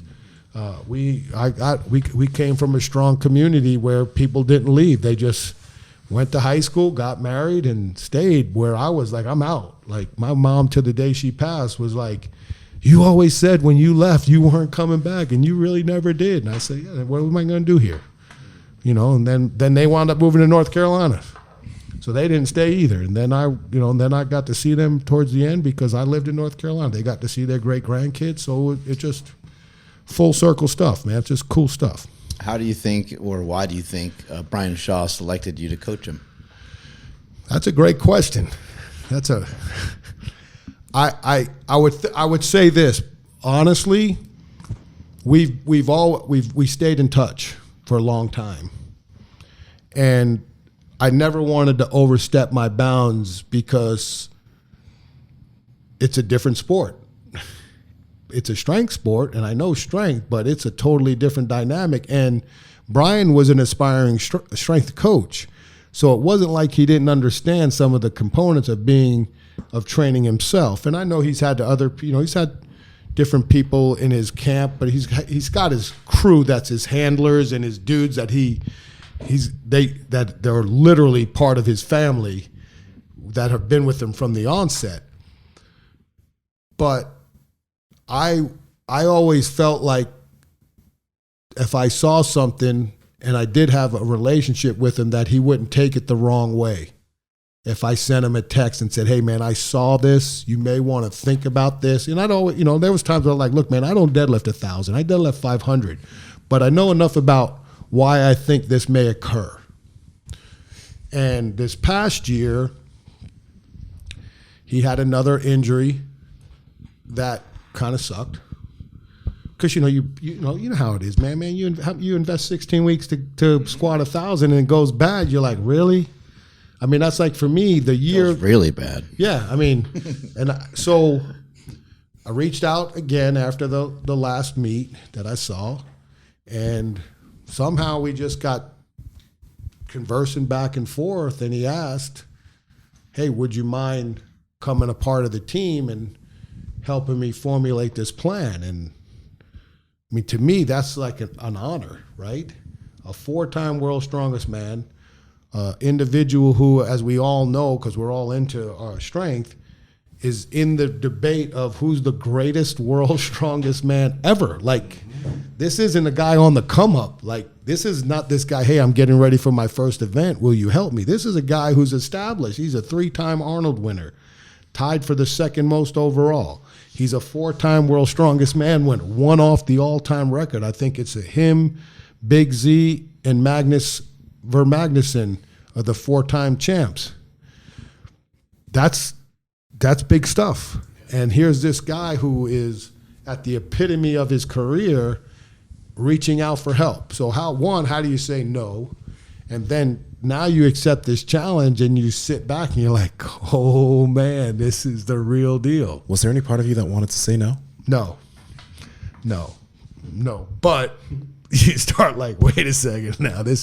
And like we had talked earlier, I'll never forget Dave Tate telling me this about different levels of strength. There's different things that you feel that can help. And I always took that to heart, like, yeah, well, I don't know what 800 on my back feels like, let alone 1,000. I don't know what 700 in my hands feels like, let alone 1,000, right? I don't know what 1,000-pound deadlift feels like coming off the floor. So that's where I told him, this isn't about me writing the program, it's about us writing the program. And I constantly ask him questions. And I constantly ask for feedback. And if you know Brian, and I know you guys do, he's very analytical. And maybe to a point, even like me sometimes in my limited strengths of lifting, that's a hindrance. When at some point in time, like we say, you got to flip the switch and say, hey, F this, man, I got to rip this thing, whether my technique's on or not. I got to go to that dark place and figure out how to be successful. And that sometimes hurts when you're trying to over strategize. And I also think, too, by bringing on someone that he respected and trusted, that I could put together a plan and ease some of his stress of having to put together the plan also, if that makes sense. I think he wanted to tap into my experiences of working with athletes and maybe help him, which I think we've done probably too good on certain things, of correcting certain things that keep him healthy through a longer duration. I would probably guess without asking him that because he had so much time to prepare for one event, he probably needed somebody that could understand how to do that without putting him in a stressful environment too early, where he's pushing big weights too early in the phase, where we want to try to build a crescendo for 20. I mean, when he reached out to me, we started 25 weeks out. I would venture to think this might be one of the longest preps he's ever had for an event his entire career, because generally, he's going one or two monster events, and he's at that point in his career. This is me speaking, where I would call it he's in the Tiger Woods point of his career, where the only thing that matters are majors. So pick your poison, because I've only got so many lifts left. And it goes back to the great Eddie Cohn, right? You only got so many max effort lifts in your life. Use them well. That's competition, not the gym. And I think a lot of times these, like I asked him when he's prepping for 1,000-pound deadlifts, how many times in training will you pull 1,000 pounds? And I can't remember the number, was it one or two? It wasn't as many as I thought, which was good, but how many times did he pull 900 during that cycle? And that's the stuff that, as a coach, and again, some people may not have the same perspective as me, is what's been extremely hard to wrap my head around. Is I don't know what that doesn't resonate in my mind about, hey, one day I'm going to deadlift 900. I'm like, man, do you think I'll ever subtotal 900 again, right? So that's been my personal challenge, is to really try to wrap my head around, and like even myself try to visualize, because I think there's merit in focus and visualization. Sometimes you can take it too much and over visualize and overhype yourself, and could lead to catastrophic or self-destruction on the platform. So I'm trying to visualize how I would walk up to 1,000 pounds. And I study a lot of his YouTube stuff from his events, and especially like at the Arnold, because a lot of times at the Arnold, that's where he's pulled the monster elephant bar deadlift. And, you're watching him walking back and forth as he's waiting for them to set the bar. And I'm saying to myself, what is this guy? What is the prep for that? Like, what's going, and even if you've done it before, like what is going through your mind? Like, is it the same as me approaching a 500-pound deadlift? I don't know. Like, is it that? It's just it's unfathomable that I'm talking to somebody who deadlifts 1,000 pounds and does what he does. So it's been an exciting challenge. I'm not going to say that I'm not. Like we were talking, I don't know the right word. I'm not, the nervousness is for the excitement about it, because and I'll give him kudos, because every time I talk to him, he's so positive. Right now, we've had really, really good workouts. We've had one workout that if we had to say it didn't go to what we wanted, or even worse than that, and I think he's okay with me saying this. He texts me and goes, "Hey man, I feel like I let you down today," and I go, "Absolutely not. If anybody let you down, it was me. I wrote the script. We got overzealous with how well things were going. We tried to push something that wasn't there yet, because we hadn't prepared properly to do that. So for now on, I'm sticking to what the work says, not what my head or your head thinks we can do." And the next cycle we came back was the number was right. It was a much positive outcome. We felt better. And now we can start to, like I said, tomorrow is the last session before we start our full comp. And it's been really, I love coaching, so he's doing me a favor in that way, that he gave me an opportunity to coach an individual who that's at an elite level. And like I told him, I'm in this like I was preparing our teams to win Super Bowls. This is his Super Bowl, right? So that has to be my outlook on that. And I think it's going to make me a better coach if I ever get back into team sports. I also think in a personal way on what's next for me as a coach, it could really help me. I'm really learning the online type of space where now you're looking at, okay, how does this work, right? Like you're sending this guy workouts, you're texting every day of the workouts, he's sending you videos, you're taking his videos and you're slow motion and you're taking a 30-second video, and it becomes a 10-minute clip of coaching techniques and repeat slow motions of right off this position. You got 14 different clips in a row because you're voiceovering, and and then for me and him, we've been fortunate. My schedule's worked out where I actually coach him live over FaceTime. So that I've got like and I've posted this so some people might have seen it. So I've got his screen of him lifting. I've got my chart because I'm adjusting my charts on the fly as it goes. Like, all right, I can see we're going to have to lengthen the rest time.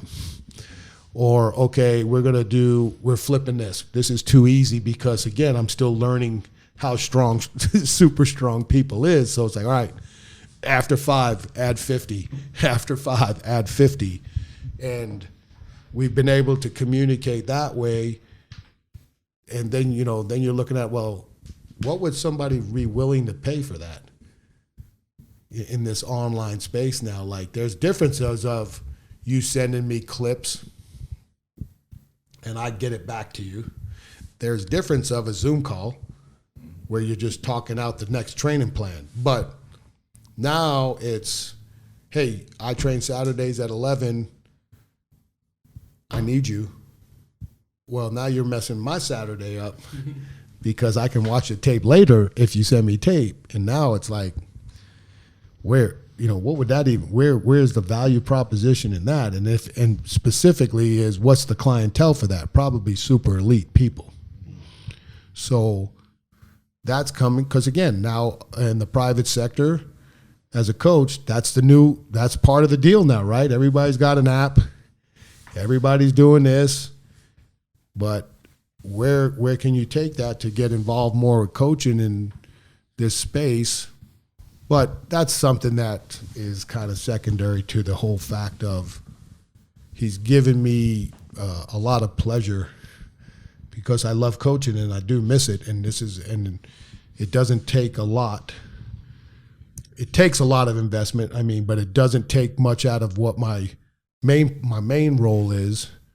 But they're also value proposition of me training the world's strongest man, I feel, and people that I know in this space feel that looks good for our company, that he's chosen somebody that works for Dynamic Fitness or Strength and trusts him into being his coach. And that's part of my role when I'm at these clinics is Coach Joe Kenn, most of them, or Coach House, or things like that. So yeah, it's kind of cool. It's going to be interesting because, like we said, there's a lot of things that go into being on that podium. Who shows up? Who shows out? Are the events conducive to being successful? Like today. I watched today, and really the first 2 events. I think it's posted. I don't care. Rob Kearney is leading, but if you look at the 2 events, squat, and then a single arm press, he's good. Those are 2 very conducive events for him. And he actually, he came in second in both. And that pointed, and the way the first and the other guys did, they didn't do as well in the other events, and he evens out. And I actually had this conversation with Brian about there's going to be a time in the near future with the way the competitive strongman's going and the depth of it is, somebody will win one of these major events without winning an event. I think when people figure out balance wins titles, somebody will win an event. If they can finish second or third in every event, I think they'll outpoint somebody who wins 2 1s and 2 5s. Because they don't kill themselves trying to get the biggest deadlift, right? Like I think it's just because you got to remember, and you hear, I could care less if I deadlift 1,000 and win if I'm no good in the single arm shoulder press. Yeah. You know what I'm saying? So if you can balance, and I think that's what Brian's done very well over his career. He really worked on his weaknesses so that when it comes down to it, he can manage things very much better than a lot of generally, as you're younger, you're going to have your events. But you can't rest on those laurels of, I'm always going to win these 2 events. Well, great. You're always coming last in these other 4. You're not going to win World's Strongest Man or the Arnold. You have to be able to be seriously big time at these events. Again, like Kieliskowski. And again, who am I to judge, right? Like I said, I'd be, I'll zero out and be the 11th place world's strongest man. But like, he dominates that natural stone. He's got a lot of work to do on his deadlift. It's gotten better. If you study, he's gotten a lot better, but he kills the stone. Okay. You got to do better at these events because you're losing too many points. You win 2 events and come in last in 1 on a 10-man dude. That's a lot of point spread you're losing. So you have to work. It's no different than what we all learn. Work on your weaknesses, right? 20% of your time's on your strengths, right? 80%. That's how you build a quality program. Yeah, you can't squat, especially the older you get. You can't squat all day. So what are you going to do? You got to figure out ways to build up your squat and stay robust and resilient and pain-free. So it's an interesting deal. Look at the world's, look at these fit athletes, right? Where do they're all balanced.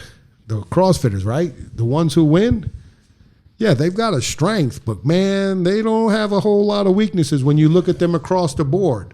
Now, if you do, the fortunate thing is there's so many other events you can catch up. In strongman, there's only usually 6 in the finals. Here, there's only 5.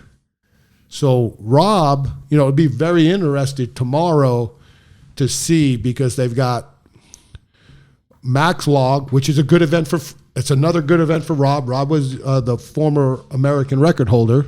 So he's got another event that's in his wheelhouse. But then you got the massive frame up the deal.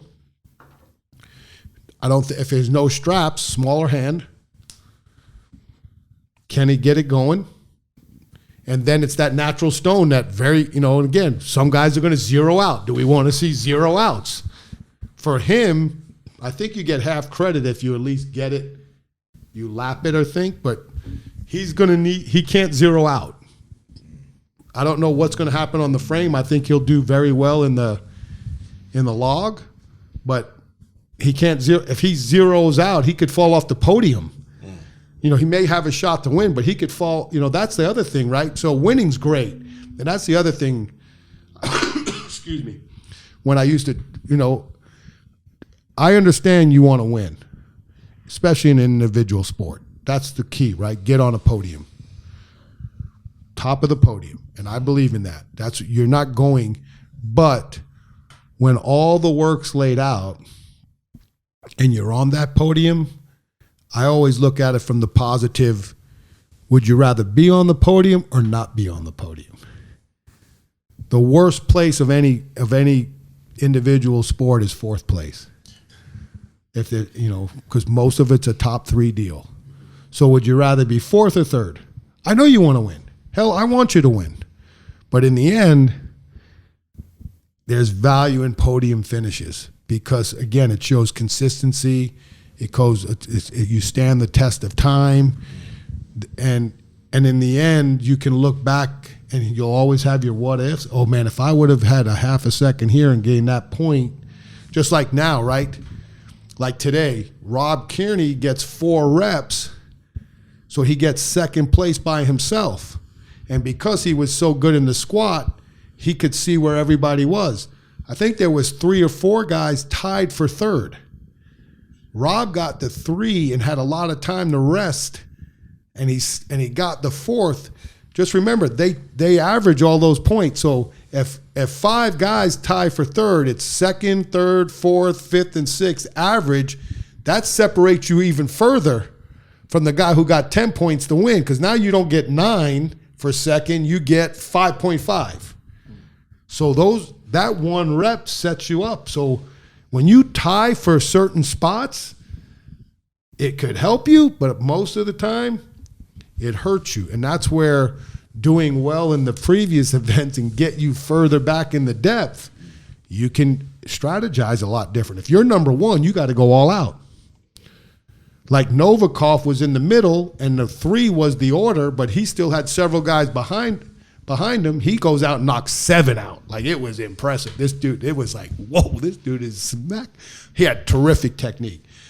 I'm gonna save that tape when I get it off of the YouTubes, because he dialed that technique in. It wasn't all, obviously you're strong. It's a 275 pound fat handle dumbbell, but the methodicalness and the fluidness and the efficiency of his technique was as good as you'll ever see.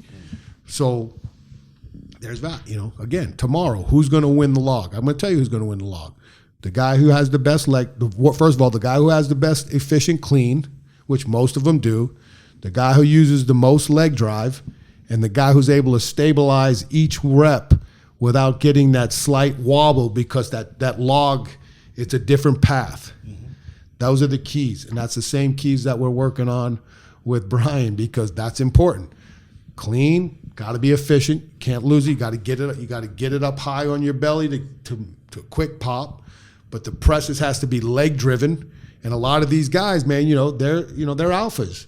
Well, I'm not going to use my legs on the first couple because I can press this. Okay, great, but guess what's going to happen when you're going to use your legs? You're going to balance it. The balance changes. Mm-hmm. The bar path is going to change. So what do? You got to train differently. I know you want to show your mettle, and I'm just going to press the first 4, and then I'm going to use your legs. Yeah, you know what? Use your legs on all 4, and guess what? You'll probably get 3 more reps. So it's a game, man, and it's a craziness, and I like the strategy part of it more and more. That's the cool part, because sometimes you don't have to be your strongest to win the event. You just got to know where you're at in the event. It's not necessarily so much about the strength, coaching strengths. If you guys cool, if we switch gears a little bit, go for it. So, my question is, so you were talking about how you sacrificed quite a bit to become an elite coach. More so, your wife made some big sacrifices. Yeah. This is my first trip away from my son. He's 1 year old, so I'm freaking out. Yeah, but hey, man, just know this, man. My wife, it's people say, "Oh man, you're such a good dad." You don't know what you don't know, right? And my wife is. You got to. Here's the thing, and again, I say this not as you want to call it a testimony or whatever. A couple of things I'll tell you. The way I feel my role is probably some dads probably look at it this way. My job is, my thought is, as long as my people are good and I got them, I'm cool. Sometimes I'm distant, but my wife goes, "You got to talk to these kids." And I'm like, I just need to see you. I just need to know that everything's cool. I'll take care of it. My wife and my kids, it's hard, man. My relationship with both my sons, man, is weird. It's good, it's not good. My oldest one is a tougher kid. My youngest one tries to be understanding. And now as a coach in the same profession as a strength and conditioning coach, I think he's seeing certain things that he knows that I did that he probably won't do. Not because of any other reason, is he saw the whole picture. My wife chose this profession with me, they didn't. And everybody's like, "Oh, house." I said, "You don't understand, man. I've never moved. My wife moved 7 times. I've never bought a house. My wife's bought 7 houses. I've never pulled a kid or registered a kid for school. My wife's done that. My wife's the one who took the brunt of kids asking where dad is because he moved and it was away for 6 months starting a new job. So I just have gravitated my life towards, I just need these people to be good. And my wife's, and that's hurt some certain things with my wife, the way my sons look at them sometimes. They don't understand, you should be pissed at me. Don't be pissed at her, man. She's had your backs from day one. You're pissed at me because of what I've done, but you take it out on her because she's there, if that makes sense. So I have a hard time I'm not a bad dad. But I have, and I'm to this day, I still have issues with that. Like, I got to remember, man, I got to reach out to my oldest son sometimes, and then I try not to reach out to my youngest as much because he's in my profession, and I don't want it to be like, man, I'm talking to him all the time because he's coaching. But my other son, man, he got a cool job. Like, I'm trying to learn more about what, like, a tradesman and welding and stuff like that. I mean, and it is a cool job. Like, I really think it's cool that he teaches, because, you know, he wasn't a big school guy. Like, this dude was just super smart but could care less about going to school, and now he teaches kids his trade. And, you know, and he had kids younger than I thought, and he's a great dad. Like, he's just a really good dad. And Morgan, his wife, they do really good stuff, man. And I got 2 grandkids that are just the best. And so I think that what you have to understand your job. Your wife has to understand it. The hard part is your kid's never going to understand it. And it gets to that point when they are 3 or 4 years old and they know enough, where's daddy? And that's going to be tough on you. And then, so what I would tell you, and this is one thing my wife always had to invest. Remember, my job, man, I worked all kinds of crazy hours. But when I walked in the door, man, I had to be a dad. Like, I couldn't be like, I had to leave work at home. It's like, hey, man, I don't give a shit what happened at work. These kids need you, so you better stop talking about work and doing work stuff and invest. And I had a hard time. That was still hard for me. Like, I mean it. Like, so I would tell you, whatever time you've got with your kids, man, blow it up. And if you can take your kids to work sometimes, take them to work, because like my oldest, I took to work. Like, my wife to this day goes, I don't know how they let you take this kid to work. I coach with him in one of those Johnny jump up suits, coaching strength. I mean, this dude's in one of those wheelie, you know, when they're learning how to walk, you put them in those things and they roll around. He's bouncing off weight trees, you know, and then he's running around. And and I told him, hey, you can have all the fun you want, but you can't cry. And he come in, man, he said, what's up?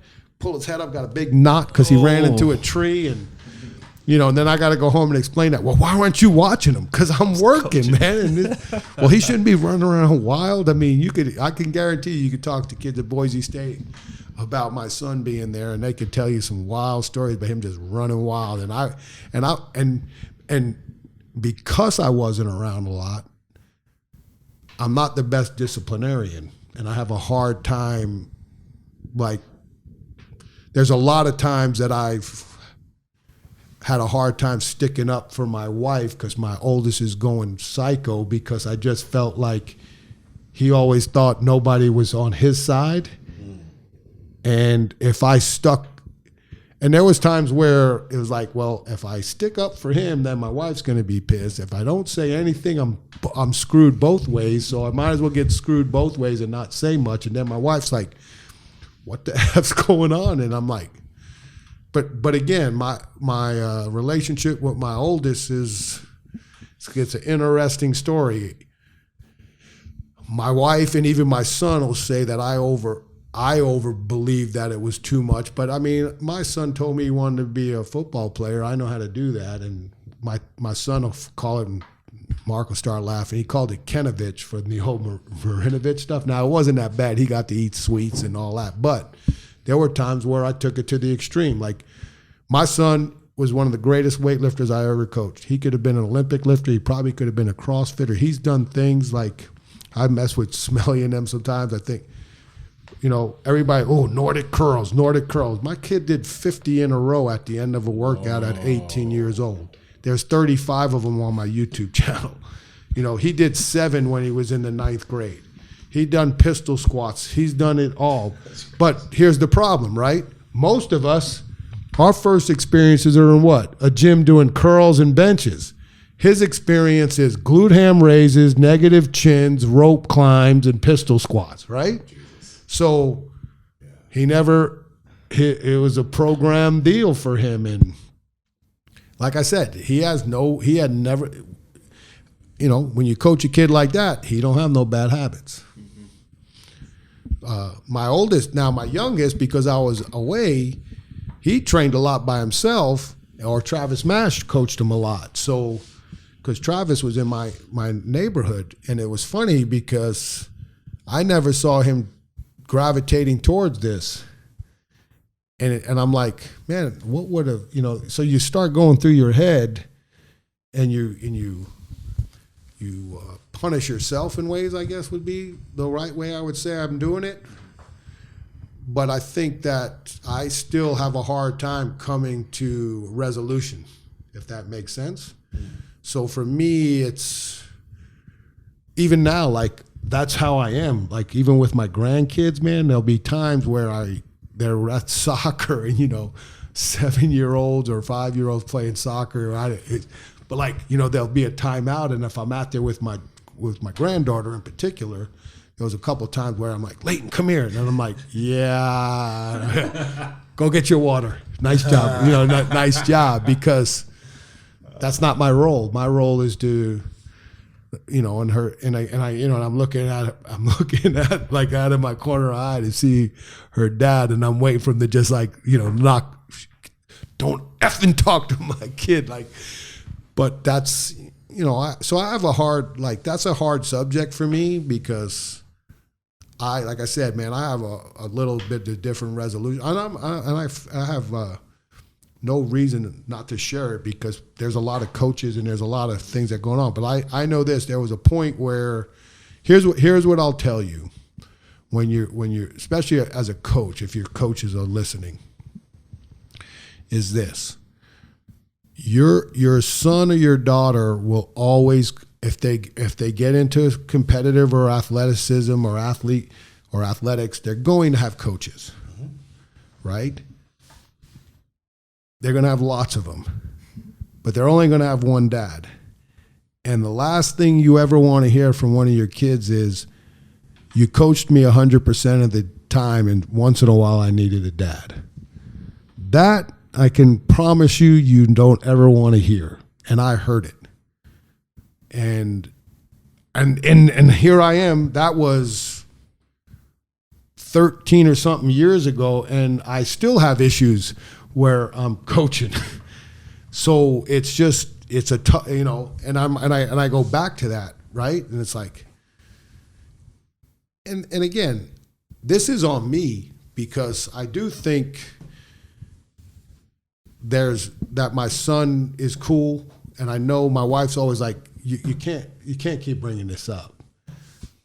And I get it, but I do, because I'm like, man, did I fail this kid, right? Like, but I don't think I did, because then I don't know, you know what I'm saying? Like, I would probably need to talk to a professional and see what they said about, like, why do I continue to harp on that and bring that out?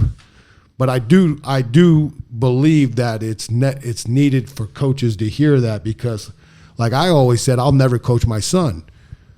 And then because I didn't really think coaching him in the weight room was coaching my son. And then it got to a point where it was, and I could tell, like, it was a chore for him, because he would train with his buddy in my garage, and his buddy's ready to go, and I'd have to, like, literally drag this dude in the room. Once he was in there, he could kill it. But it wasn't something that resonated with him, and his mom kept telling me. And then on the opposite, she always said, don't sleep on Peter, my youngest, because of my investment in my oldest. They're 4 years apart, so there's a little bit of a gap. And then now that's like our hashtag, don't sleep on Peter, because this fool, he's on a mission. And, and I think he was challenged by having an older brother who was athletic and skilled, and he's a hard gainer. He saw how, he just watched. He watched. He's very astute like that, like his mom. So, again, I put a lot of heat on myself, because I think I should, if that makes sense, because I just think that I've seen some, really good relationships. And I think, like I said, my relationships are not poor. It's not like, but there's times where, this is in all my issues. I'm one of those people that when it goes bad, it's over. Like, I'm done. I got no time to resolution. And I've seen it, and I think some of that's from, I've seen some of the things my parents have done over time with certain relationships. Like, it's over, bury it, done. And you move on. Like, it's just, hey, I got no time for this anymore. I'm not going to put any effort into this. It is what it is. And that's hurt me in a couple of things professionally too, because it's like, man, you know what? Why? Like, I'm just going to do what I got to do my deal and see what happens. And I know that that's a bad, what's the right word? Mindset, thought process. Yeah, it's just like something like a habit. It's a bad habit to have, but yeah, but it comes from the mind. And so with with parenting, man, like it's like anything else. It's like training, right? What's right or what's wrong. It's a lot of individuals. Like, you raise both kids the same way, and they are totally different. And it's like, really, how did this? Like, you're like looking like, man, what would make that happen? And and then you go back to, okay, how were they raised? So my oldest was more in daycare than my youngest because, like I said, my wife had gone back to work very early, and postpartum's real, people. That stuff's for real. I saw it. It's not good, man. It's not good when someone you love and felt like there was pressure to go make some money because you weren't making money because you're on the come up and you're making GA money, and they're like, I got to do this, and now So my oldest was in daycare longer than my youngest because I had made that point with my oldest when I saw what my wife had gone through. Was my next job, my wife's never working again. Like, that's wrap, like, not. And I was fortunate enough that my next job paid me enough where that was a wrap. And that was 1999, and she hasn't had to work.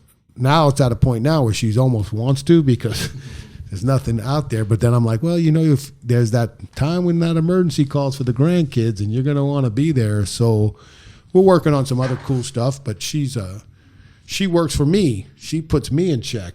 I mean, you've talked to her. She's the real deal, man. She was mad at us. Yeah, I don't work. Why right. was she mad at us? Mark, what happened, man? How Mark is, man. You all do some crazy stuff. But what we do? Yeah, we're so straight and narrow. You gotta tell I us. forgot, but she's not afraid to tell you. Was it? What was it, Mark? Was it that? It was us, talking about beating off Yeah. and tasting our own cum. She's like, I'm done with these guys. She does like Mark, though. She does like Mark. And Mark's wife reminds me a lot of my wife. They've strong-willed women, but they understand what we're doing, and they're cool with support. Sometimes I have to remind myself that my wife sacrificed a lot for me to be me, and she missed out on some of her dreams and aspirations. And we never look at anybody else's perspective. Yeah, I mean, even the person you love the most. Yeah, it's like, and you gotta, there's just certain things, and even to now, man, you're selfish, but selfish has got me where I have been in some respects, and we're all doing pretty good because of it. So, yeah, I just, she just, like I said, man, and this is another thing for coaches. When you're coming up, if you have a significant other and that you believe that relationship could be long term, you need to explain to them what the possibilities of being a coach's companion can be. And my youngest has had that conversation with his girlfriend. That looks like that they probably are going to spend a long time together. Whether if they get married, that could be. And I don't want to talk for them and put words in their mouths, but it looks like that's could be the direction they're going on. And you got to understand that this job here isn't the old traditional stay at home, work 50 years, get your watch and retire, and everything's hoopy-ha. And you got, friends out there for life where, like, my wife, when I went to Boise State, it was supposed to be 2 years, get your master's, get out. We're going back to the Southeast. It went 2 years, got pregnant. You know, they can't find a job. They promote me, still looking, get promoted to the head strength coach. And now you're there 8 years and she's really not made any friends because she's thinking we're moving anytime soon. So then after a time, you let your guard down and you start establishing some friendships. Deuces, going to Utah. And then, then the cycle goes again. Lucky that was a short stay, but then boom, now you're at Arizona State. You're like, well, how long are you going to be here? We were lucky there. We had a good run, 7 years. Go to Louisville. Boom, 2 years, out. Then we had a hell of a run, 9 years with the Panthers, and she's home. So the whole concept, when we took the job in Boise State, I was like, man, let's see where that. I was like, whoa, I didn't know Idaho was that far away from North Carolina. So then we go out, and so my wife's family are homebody families, what I'd call them. Her 3 brothers and 3 sisters all kind of lived within a 1.5 mile radius of her mom and dad. My sister. Her marriage ended and had 2 kids, so she lived with my parents for a good 20 years, maybe more. I can't even remember. So here they are reaping the benefits of family, and here we are, 3,600 miles away in Boise, Idaho. Oh, let's try to get closer to home. All right, what's your next move? Let's stay out west, just go south to Utah. Hey, we're moving again. Guess where we're going now? Hey, we're still out west. We're going further south. We're going to Phoenix. So that's 8 years. Both my kids born in Idaho. 2 years, 10, 7 years, 17 years away from family. Because that's big trips. That's not, you're seeing maybe somebody once a year, maybe twice. Now, my dad liked to go to football games, so I saw him more than most, but my mom, that was tough. But what's happening on the other side, right? So all these other family members have stronger relationships on both sides. Like my kids didn't have the same relationship with my mom and dad or my wife's mom and dad because they're 3,600 miles away, but all the other grandkids are right there, man. They're within doorsteps or steps. So that whole relationship for me is different. So these are other things like the life lessons of what goes on. So when both my parents pass, my sister's a wreck. She doesn't know if she can go on because she lived with them for 20, 30 years. And so did, my dad and my mom helped raise those kids from, junior high to adulthood. Me, I have a different perspective. Like, my mom had Burkitt's lymphoma when I first moved back to North Carolina, and she wound up beating it and living another 8 years before she passed from lung cancer. So I look at it like I had my mom 8 more years than I was supposed to. My sister's in shambles. I move on, and my sister's like, then a year later, almost to the day, which I kind of knew would happen, my dad passes away, and now she's even more of a wreck. Where my dad's a G. He's an old school New York street dude. He ran with some heavy, hard guys that people have made movies about. He'll tell you his issues of health were self-inflicted from hard ride, party, killing it. So he died in his 70s, and I'm like, man, I got 20 plus on this dude. I thought it was over like several times early on.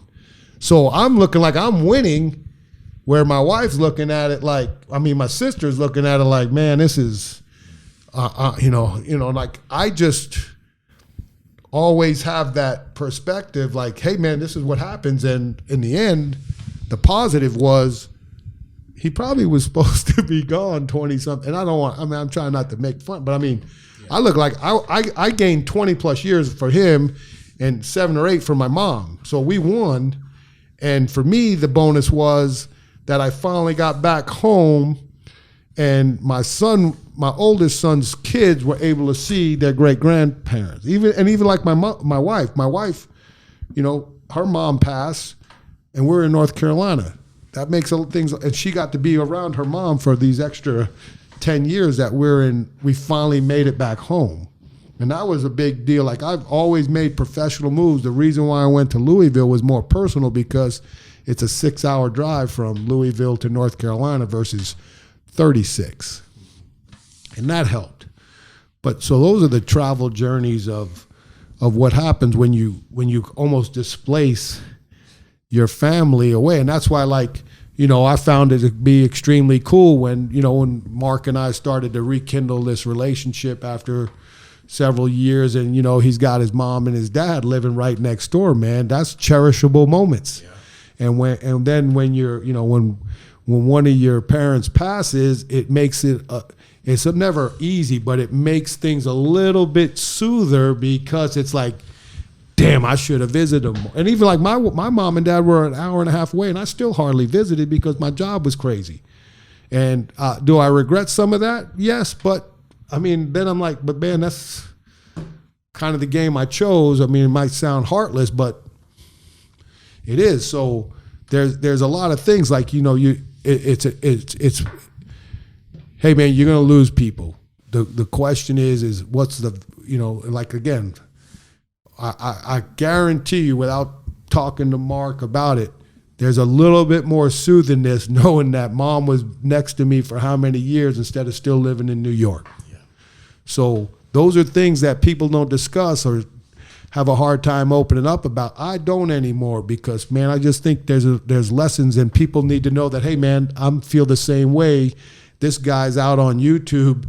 They're talking strength one minute, and then they're talking about losing loved ones on the next, because it's all part of the deal. Like, there's just different ways things respond and how you're going to respond to that. And I'm not trying to say that my way's right, but that's my response is like, hey, man, I just look at things a totally different perspective now because of the success and the significance of things that I've accomplished. And I always try to make it positive.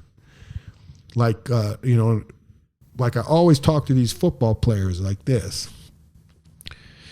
People don't understand when I say, I wish I got cut, like, because I never got to play in the NFL for various reasons. But like I go, man, I wish I got cut. And they go, what the hell? What does that mean? I go, because that means I was there. And if I get cut, that means I got an opportunity to possibly be a professional player. Now, people might go, that's just a stupid way of saying it, but think about that. If you're a football player and you've made it all the way through college and your ultimate goal was to be an NFL player, and we all know those percentages of chances, would you rather have been told after your college career it's a wrap, or would you rather have had a coach tell you after training camp you're cut? I know what I'd want to do. I'd want to get cut. Just like you get these kids, right, their rookie year, they've been the stars of their college teams. They make the NFL. They're on the 53-man roster. They really don't understand all what happens during this deal. So now they come into the locker room the day of the game and the coach says, you're down. Go see House. You got to get a conditioning session in. Now they come out all bummed out, right? Oh, man, coach, I didn't dress. I said, hey, my man, how many of your friends wish they weren't dressing today, running hundreds with me or whatever we would do? Oh, yeah, I get you, right? And guess what, buddy? On Tuesday, you're getting the same check. So would you rather be running with me getting that check on Tuesday or be at home watching TV with your buddies drinking beer? I got you. There's value in people understanding that, man, don't look at the bad. Look at the fact that you're here. And next week you'll get another opportunity to practice, and maybe next week when you walk in, you get your jersey. Those are the way I look at it. Like I just think there's just too many things that people accomplish, and why is the one thing that we do bad outweigh the hundreds of things we do that are great? Like I always told people, I try to do my best when I'm in a position to test an athlete, especially in the strength lifts of squat and bench, that I never want them to leave on a miss. They'll figure out failures other ways, because the culmination a lot of times in a weight room that I'm in, or even is a personal best. We've all been there, right? You set a personal best, and somehow, some way, you get convinced, or you convince yourself you can do more. You miss, and you walk out disappointed. You just personal best by 20. You're good. Go home. Celebrate. Coach, what do you think? I think you got 20 more, but not today. Goodbye. Because why? Why miss and blow it? Why miss, or why? And as we all know, a lot of times you're building this event up. Like the first time you bench 4 caddies, right? Everybody wants to bench 4 caddies. Back in the day with the 35 plates, right? You had 3 plates and 35, and you're like, next is 4 caddies. I got to get 4 caddies, right? And all you're thinking about is bench 4 caddies. And that day finally comes, you smash 4 caddies, and everybody's like, go to 4 1/4, go to 4 1/4. 4 1/4, you get pinned because the acceleration's over and your mind is screwed, and then you're all pissed off. You missed 425 and you forgot you bench 4 caddies. I mean, that's just like Jedi. I call it Jedi mind tricking, man. You just want to leave, man. You're gonna, hey, man, it's cool. Let's go fight another day. And then in my world, it don't matter, because you ain't getting, that ain't your test. I mean, we talk about, we all talk about it. What's strong enough? I don't know. But I know in football, it ain't maxing out every day. And I know in team sports, it ain't maxing out. And what we've been talking about, and who knows in this day and age what's strong enough now, is what we're seeing with these kids, whether it's relative strength with some of these guys, or these guys today and tomorrow that are doing what they're doing, or the kid that Travis Mass just coached at 73 kilograms at 20-something years old, cleaning, 182K, clean and jerk. I don't know, man. There's a lot of stuff you can go on and on. I think that the biggest thing that I think is you try to do what's right when no one's looking. Are you a character, or do you have character? And, just try to be as, honest and truthful with yourself more than anything. And don't be, don't put on a game face. Just be you, and I think great things will happen. And at the end of the day, just, realize that, man, we're in a good spot. Like, there's crazier stuff that's going on, man, and we're fortunate enough to be where we are, and I don't get into all that stuff, but I just know that at the end of the day, I respect the people who protect us, and whatever else goes on, I only worry about those people that protect us. And I don't get into that other, what do you do, or what do you think, and hoo-hoo, ha-ha. I only worry about the fact that I've got people who are willing to sacrifice their lives for me to live the way I live, and I'm always going to have to pay taxes. So I'm like super cool with what goes on. I follow whatever they want me to do. You guys got anything else? All good. All right, Andrew, take us on out of here, buddy. All righty, thank you everybody for checking out today's episode. This is actually an amazing first podcast that we were doing down here at Columbus, Ohio for the Arnold. Hopefully, you guys dig this new studio setup. So if you do, please let us know down in the comments below, and let us know what you guys learned today, or anything you found fascinating during today's conversation. And subscribe if you guys are not subscribed. Follow the podcast at Mark Bell's Power Project on Instagram, at MB Power Project on TikTok and Twitter. My Instagram and Twitter is at I am Andrew Z. And Nsima, where can people find you? And Nsima Inyang on Instagram and YouTube, and Nsima Inyang on TikTok and Twitter. Coach House, real quick question. If somebody wants to learn about like from you, or wants to get an idea of your protocols, your practices, do you have anything out there, or not really? I have some stuff on my website. Sick. I got some DVDs, and that's kind of obsolete now that we're trying to figure out digital download. Or You have your book, I have my books. I mean, my book's been out there, standing the test of time. What's the name of the book? Coach's Strength Training Playbook. It's one of the again, I saw like 3 or 4 people today. Coach, you don't understand. And I'm like, calm down, my man. I'm just a guy. Like, don't, it's just lifting weights, my man. I just happen to be lucky enough that somebody was willing to publish a book for me. That was before we knew how to self-publish. Now it's like, hey, you write a book? Yeah, who published it? Myself. I sell it, man. I'm the man. I publish everything. But I got some ebooks. I will say this. I got a cool little book. I'll send you a PDF of it, of neck training. Ooh. Yeah, and I did it for more high school coaches who can't afford like high-end neck pieces. So it's based off like bands and how I believe that. I call it reinforcement because you're reinforcing the musculatures that protect the head support. So it's more conducive of shield training. So if you look at it from the standpoint of the neck, if we say the neck muscles start, we'll just say for general terms, from the bottom of the ear, but then you go through your trap and through your posterior shoulder. And if you really look at anatomy, your traps, most people think it's the bump here, but it's literally, it goes into almost like a, what do you call those things? Stingray. Mm-hmm. But then when you look at it from behind, it's a shield. And what does a shield do? It protects. And the key to anything with athleticism is protection for when you're developing plans. So my reinforcement is protection plan of the neck, posterior shoulder, and the traps, because I feel like all those are tied together in developing a proper head support. So that's a project that I launched maybe almost a year ago that got a good traction, but I think I need to, if I'm going to help myself, pump that up a little bit. But I'll get you guys, I'll send you a PDF copy probably. If I get your emails before I leave, I'll send it tonight when I get back to the hotel. What about other training that's maybe not as popular, like training your hands or training your feet? Yeah, what have you seen some benefits with things like that?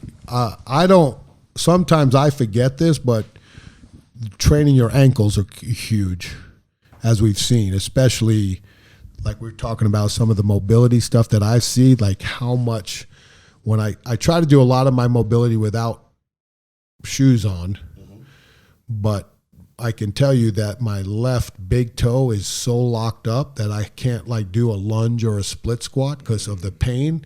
And some people think I may have turf toe, but at my age, could it be the gout? You know what I'm saying? So I work big toe mobility.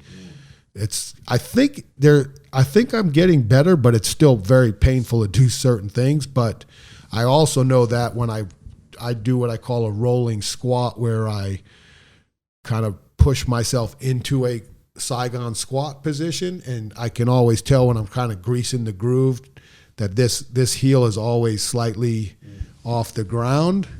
And I think there's huge merit in ankle mobility, especially whether you're a power lifter or an Olympic lifter or any athlete. That's critical.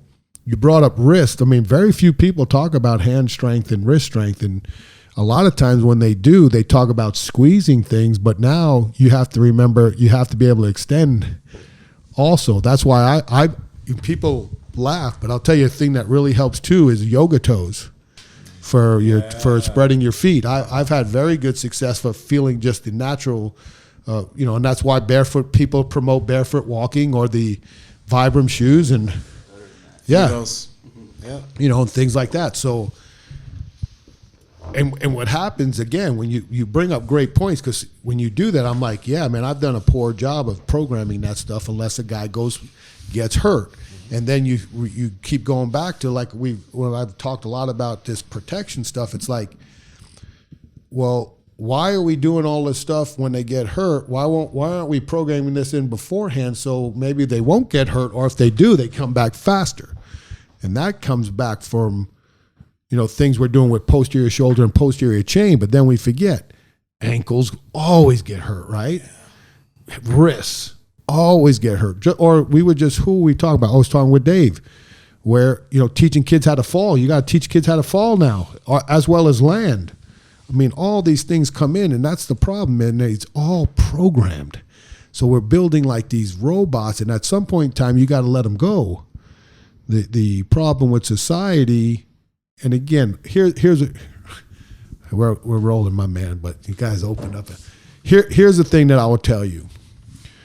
Are kids different than they were when we grew up? And I'm probably a generation ahead of you, and then you are a generation ahead of these guys. Correct. Right? So Everybody wants to say, like, everybody, athletes are soft, right? Well, who's made them soft? Society. We've changed the game. Just like everybody wants to, participation trophies, right? We hear it all the time. Who gives participation trophies? The 40 and 50-year-old ones who are signing you up when you pay your $80. You fill out your card and it says, for your $80, your kid plays 10 games, gets a jersey, and it's guaranteed a trophy at the end of the year. But then you're pissed off that they get it because you don't believe in participation trophies. Then why'd you sign your kid up? Because now they expect it. It should say, you'll get a trophy if you win. Or at the end of the year, if it's a tournament, top 3 teams get trophies or whatever it is. So don't get mad at the kid who wants the trophy at the end of the year because you signed them up and it says, but Dad, I get a trophy. No, you're not getting that trophy. You didn't win nothing. That's not on the kid. Yeah. Like, hey man, they're soft. These guys are soft. They don't know nothing about what it was real 2-a-days. You're right, they don't. None of these kids have done 2-a-days. They know one hard practice and a walkthrough. And they think that's hard. That's because that's all they know. I know 3-a-days. I know what hard is. But I also know that they don't know that. So why do we keep bringing it up?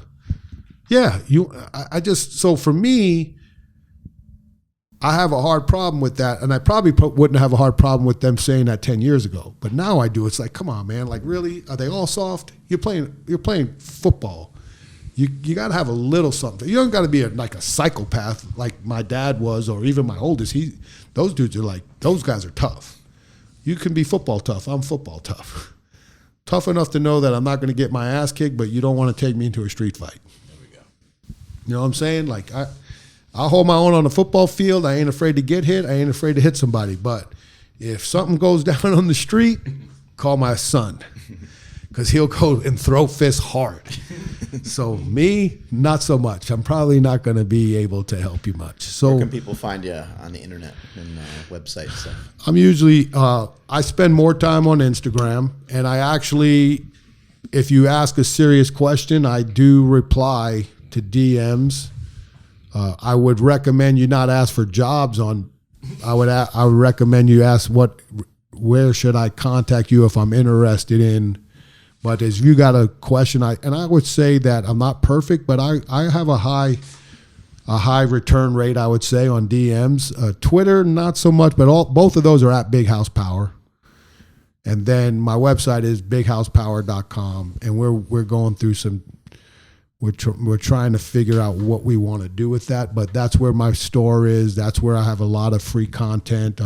If you're familiar with my work, I've got a lot of the Block Zero stuff on there for beginning training for youth, especially.